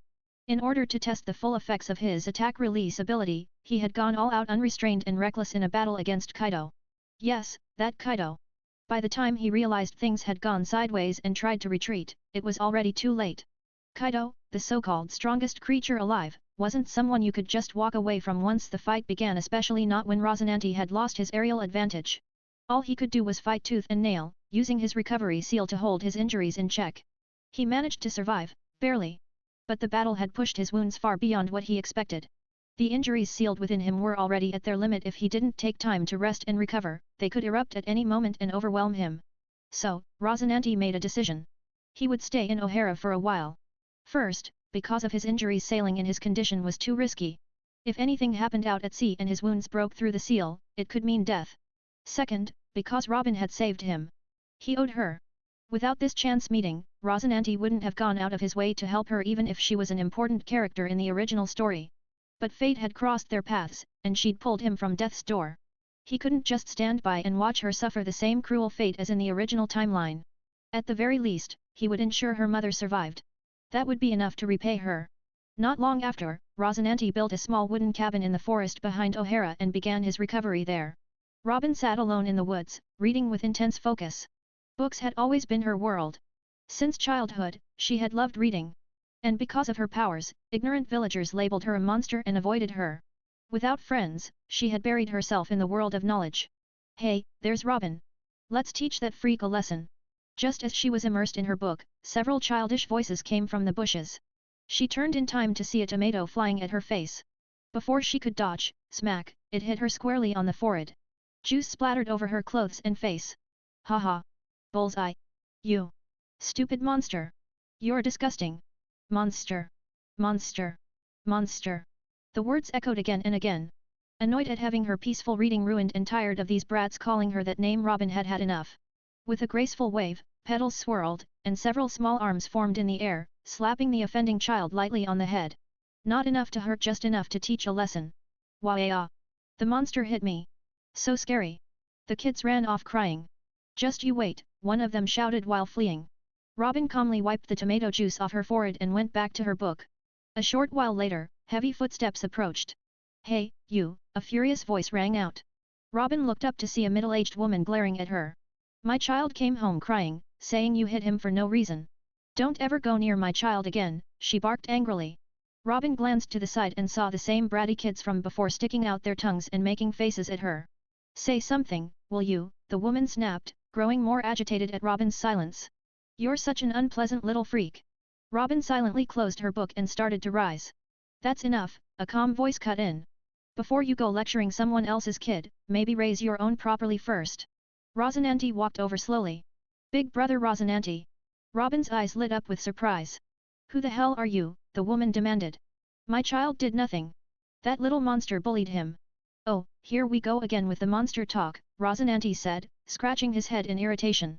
You ignorant lot are so damn annoying. You don't even understand what a devil fruit is. It's a treasure of the sea. A single devil fruit can be worth 100 million or even billions of berries. Oh, 100 million berries, the woman gasped. To her, that was a number beyond comprehension. Also, you really shouldn't go around calling people monsters, Rosinante said coldly. It really ticks me off. You wanna see what a monster can really do? A chilling aura began to radiate from Rosinante's body, his killing intent rising just enough to make a point. To a common woman, even that faint pressure was unbearable. Her legs gave out, and she collapsed to the ground, trembling. If I ever hear the word monster from any of you again, I'll show you what one is. Now get lost. Why yes, she stammered, scooping up her child and stumbling away in terror, tripping multiple times as she ran for the town. Rosinante had originally wanted to give her a real lesson. With his power, he could have easily rendered her mute for life. But in the end, he held back. There was no point arguing with an ignorant fool. Besides, in the near future, these people might not even survive. Robin watched the flustered woman run off and, for the first time in a long while, let out a genuine laugh. He he he. She chuckled, feeling immensely satisfied. Rosinante and I, what are you doing here? Robin asked curiously after the angry woman had fled in embarrassment. Oh, my injuries have pretty much healed up, so I thought I'd cook up a feast tomorrow to celebrate. Figured you'd be around here, so I came to invite you. Didn't expect to walk in on that scene, though, Rosinante replied with a laugh. It had already been over 6 months since Rosinante arrived at O'Hara. During that time, he had devoted himself entirely to healing in the back mountains of O'Hara. After all, he knew what was coming, the Buster Call, a total annihilation operation led by 5 vice-admirals and a fleet of battleships. And among those 5, 2 would later become admirals, already possessing near-admiral level strength at this stage. Facing such overwhelming military force, even someone like Rosinante didn't dare take it lightly. He had to ensure that when the time came, he'd be in peak condition ready for whatever might happen. Now that his injuries had mostly recovered, Rosinante decided it was time to treat himself and thank Robin for saving his life. He figured she'd appreciate being invited to the feast, though he hadn't expected to get tangled in local drama along the way. I'd love to come. I'll be there for sure tomorrow, Robin said enthusiastically. The next day, Robin showed up outside Rosinante's small cabin in the woods. She pushed open the door and was stunned by what she saw: a long table stacked with an extravagant spread of food. Wow, it looks amazing! Robin exclaimed, her eyes sparkling. Perfect timing, Robin. Everything's ready. Don't expect too much, it's all pretty simple stuff. Next time I'll make you a real feast, Rosinante said with a grin. It's delicious. Robin said after taking a bite. She looked genuinely surprised. This was easily the best meal she'd had in her life. I'm glad you like it. Eat up, Rosinante said, chuckling as he added more food to her plate. After their little feast, Rosinante stepped outside to begin his training while Robin sat nearby with a book, immersed in reading. But after a while, she paused, closed her book, and turned her gaze toward Rosinante. She watched as he moved slowly and deliberately, each motion flowing into the next like water. His form seemed gentle, almost soft, and she couldn't help but feel puzzled. This was fighting? This slow, graceful movement? What Robin didn't know was that any modern-day person would instantly recognize what Rosinante was practicing Aikido. That's right. Over the past 3 months, whenever he wasn't healing, Rosinante had poured all his effort into studying and refining Aikido. His battle with Kaido had taught him something critical. His unique fruit, the silence fruit, allowed him to absorb the power of enemy attacks and release it in return. But that release had always been crude, rigid, and extremely limited. It only worked because Kaido was the kind of brute who charged head-on. If he'd been up against a more agile or clever opponent, his clumsy counterattacks would have been almost useless. To truly wield that rechanneled power effectively in real combat, Rosinante needed control. He had to find a way to manipulate borrowed force smoothly, redirect it at will, and make it his own. And what technique embodied the art of redirecting force better than Aikido? He couldn't think of anything else. The concept of using 4 ounces to deflect 1,000 pounds, of turning an enemy's strength against them, this was the very soul of Aikido. That's why, during his recovery in O'Hara, Rosinante immersed himself in mastering this ancient martial art. Back in his old life, Rosinante had learned a few moves during military training. Like many modern young people, he admired Aikido in theory but secretly felt it was kind of useless in real fights. In fact, he'd spent more effort learning explosive moves, which helped him grow strong quickly. But as his research into Aikido deepened, Rosinante realized just how profound it truly was. Even a lifetime of study might not be enough to fully grasp its intricacies. Of course, he wasn't aiming to become an Aikido master. All he wanted was to internalize the core principle using force against force so he could better develop his silence fruit's capabilities. Katakuri had spent over a year on Skypiea, researching and refining the observation haki method Rosinante had passed on. With Katakuri's incredible talent and deep understanding, he'd evolved it from MindNet 1.0 all the way to MindNet 7.0, a massive leap in both precision and depth. Now that Rosinante was training with this upgraded technique, his own observation haki had grown far beyond what it was a year ago. And combining that with his intensive Aikido training had finally led to a breakthrough. He had learned to truly control borrowed force. But even after gaining that control, Rosinante didn't stop practicing Aikido. Aikido, after all, wasn't just a martial art. It was based on the principles of yin and yang, the 5 elements, and the harmony of movement and breath. And the more Rosinante trained, the more he sensed something deeper awakening within him. He began to feel the intent behind each movement, a unique kind of fighting spirit, born from stillness. This Aikido intent not only refined his control over force, it elevated his entire body's awareness. His haki, his reflexes, even his ability to channel the power of his devil fruit, had all improved dramatically. In just 6 months of training Aikido, Rosinante had grown more than he had in a whole year of pushing himself to the limit on Skypiea. And so, he fell in love with Aikido. Truly, deeply, and irrevocably. Rosinante, what are you doing? That soft, slow movement, are you dancing? Robin couldn't hold back her curiosity any longer and finally asked. This? What I'm practicing right now is an invincible martial art. Rosinante exhaled slowly and grinned. Dancing? Invincible? You're saying that soft, floaty dance is martial arts? Robin asked incredulously. It's not dance, it's martial art, like swordsmanship is for swordsmen, and boxing is for pugilists, Rosinante replied confidently. Martial art? It still looks like dancing. Robin muttered skeptically. It's martial arts? I'm telling you, once I master this move, I'll be invincible. Well, at least very few could match me. Even against the world's strongest man, Whitebeard, I could hold my own for a few exchanges. Rosinante said proudly. But how can such soft and gentle movements hurt anyone? How about I go find you some training methods from the Tree of Knowledge? Robin offered, tilting her head. There are training methods in the Tree of Knowledge? Rosinante asked, genuinely surprised. Of course. The Tree of Knowledge is the most complete library in the world. Naturally, there are texts on physical training methods, Robin said confidently. Hearing that, a thought stirred in Rosinante's heart. The Tree of Knowledge, reputed to house the world's most comprehensive collection of scholarly documents, a treasure trove of human civilization, was more than just a library. Unlike most people in this world who only pursued brute force, Rosinante understood that knowledge was the true driving force of progress. Robin's words sparked a bold idea. Wouldn't it be an irreparable loss if all those priceless texts were destroyed when the world government launched the Buster Call? Robin, do you know where I can find a den mushi? Rosinante asked. Dr. Clover has one. Do you need to make a call, Rosinante? Robin asked. Yeah, I suddenly want to make a very important call, Rosinante said casually. I'll go ask Dr. Clover. I'm sure he'll lend it to you. Robin beamed and ran toward the Tree of Knowledge. Little did Robin know that the reason Rosinante wanted the den mushi was to call someone to empty the Tree of Knowledge before the world government could. The den mushi he'd carried had been tossed away during his battle with Kaido. He had gotten carried away and simply discarded it. So during the past 6 months in O'Hara, he hadn't contacted Binz or anyone else from his camp. But he hadn't been worried. The Grey Kingdom had developed its own structure and could function without him for a while. His recovery had long since been confirmed, and as long as the squad leaders and the blood-sworn guards stayed in line, the country wouldn't fall into chaos.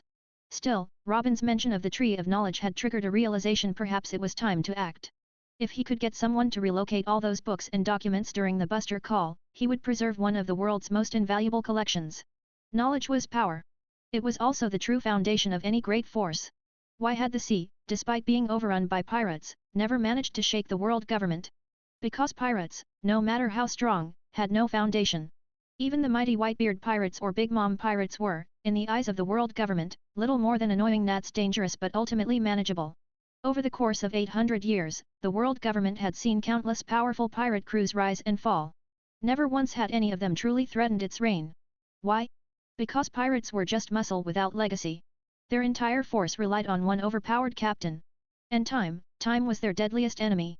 Even the strongest pirate ages, and when that day comes, the once dominant pirate crew crumbles to dust. Don't be fooled by the current might of Whitebeard or Big Mom. The world government barely took them seriously. Why? Because the government possessed what pirates lacked: deep, enduring foundations. Not just the celestial dragon's secrets, but the massive troves of technology, knowledge, and war potential that the world government controlled. If the government ever decided to truly go all in, they could wipe out any pirate crew on the planet with ease. The only reason they didn't was because they knew they could never eliminate the root cause, the hearts of men. Even if they eradicated all pirates today, new ones would rise tomorrow. And truth be told, the cost of wiping out every pirate would be too great, so they allowed the seas to remain wild because pirates, in a twisted way, helped reinforce their own control. The chaos made common people cling tighter to the security the world government offered. So even if the celestial dragons acted like monsters, even if the world government was rotting from within, it still stood tall. Because to the world, there was always a bigger evil: pirates. Soon enough, Robin returned, and she brought someone with her. It was none other than the renowned Dr. Clover, the head librarian of the Tree of Knowledge and one of O'Hara's most esteemed scholars. Dr. Clover was visibly surprised when Robin told him she wanted to borrow a den mushi. He knew Robin's situation and doubted she had any urgent need to make calls. Could it be that she'd somehow gotten in contact with her mother, Olivia? Worried that Robin might be getting involved with something dangerous or worse, tricked by the CP organization, which had recently increased activity in O'Hara, Dr. Clover asked her about it. That's when he learned about Rosinante. Now suspicious, Dr. Clover feared Rosinante might be a CP agent trying to manipulate Robin. So he used the phone request as an excuse to come along and see for himself. Rosinante NII. Robin waved cheerfully. This is Dr. Clover, my teacher at the Tree of Knowledge. Nice to meet you. I feel like I've seen you somewhere before. Dr. Clover looked at Rosinante curiously. I think today's the first time we've met, Rosinante replied with a smile. Dr. Clover nodded slightly and handed over a den mushi. Here's the phone you wanted. Thanks. Rosinante accepted it and immediately dialed a few numbers. Hello, a confused voice answered from the other end. It's me, Rosinante said calmly. Your Majesty. Bin's excited voice came through immediately. I'm currently in O'Hara, West Blue. You know where that is, right? Bring the team here right away, Rosinante ordered. Yes, Your Majesty. Bin's replied without hesitation. Rosinante ended the call and handed the den mushi back to Dr. Clover. The old scholar took it slowly, then gave Rosinante a long, thoughtful look. From the way Bin's had addressed him, it was clear Rosinante was no ordinary man. But at least, he wasn't a government spy.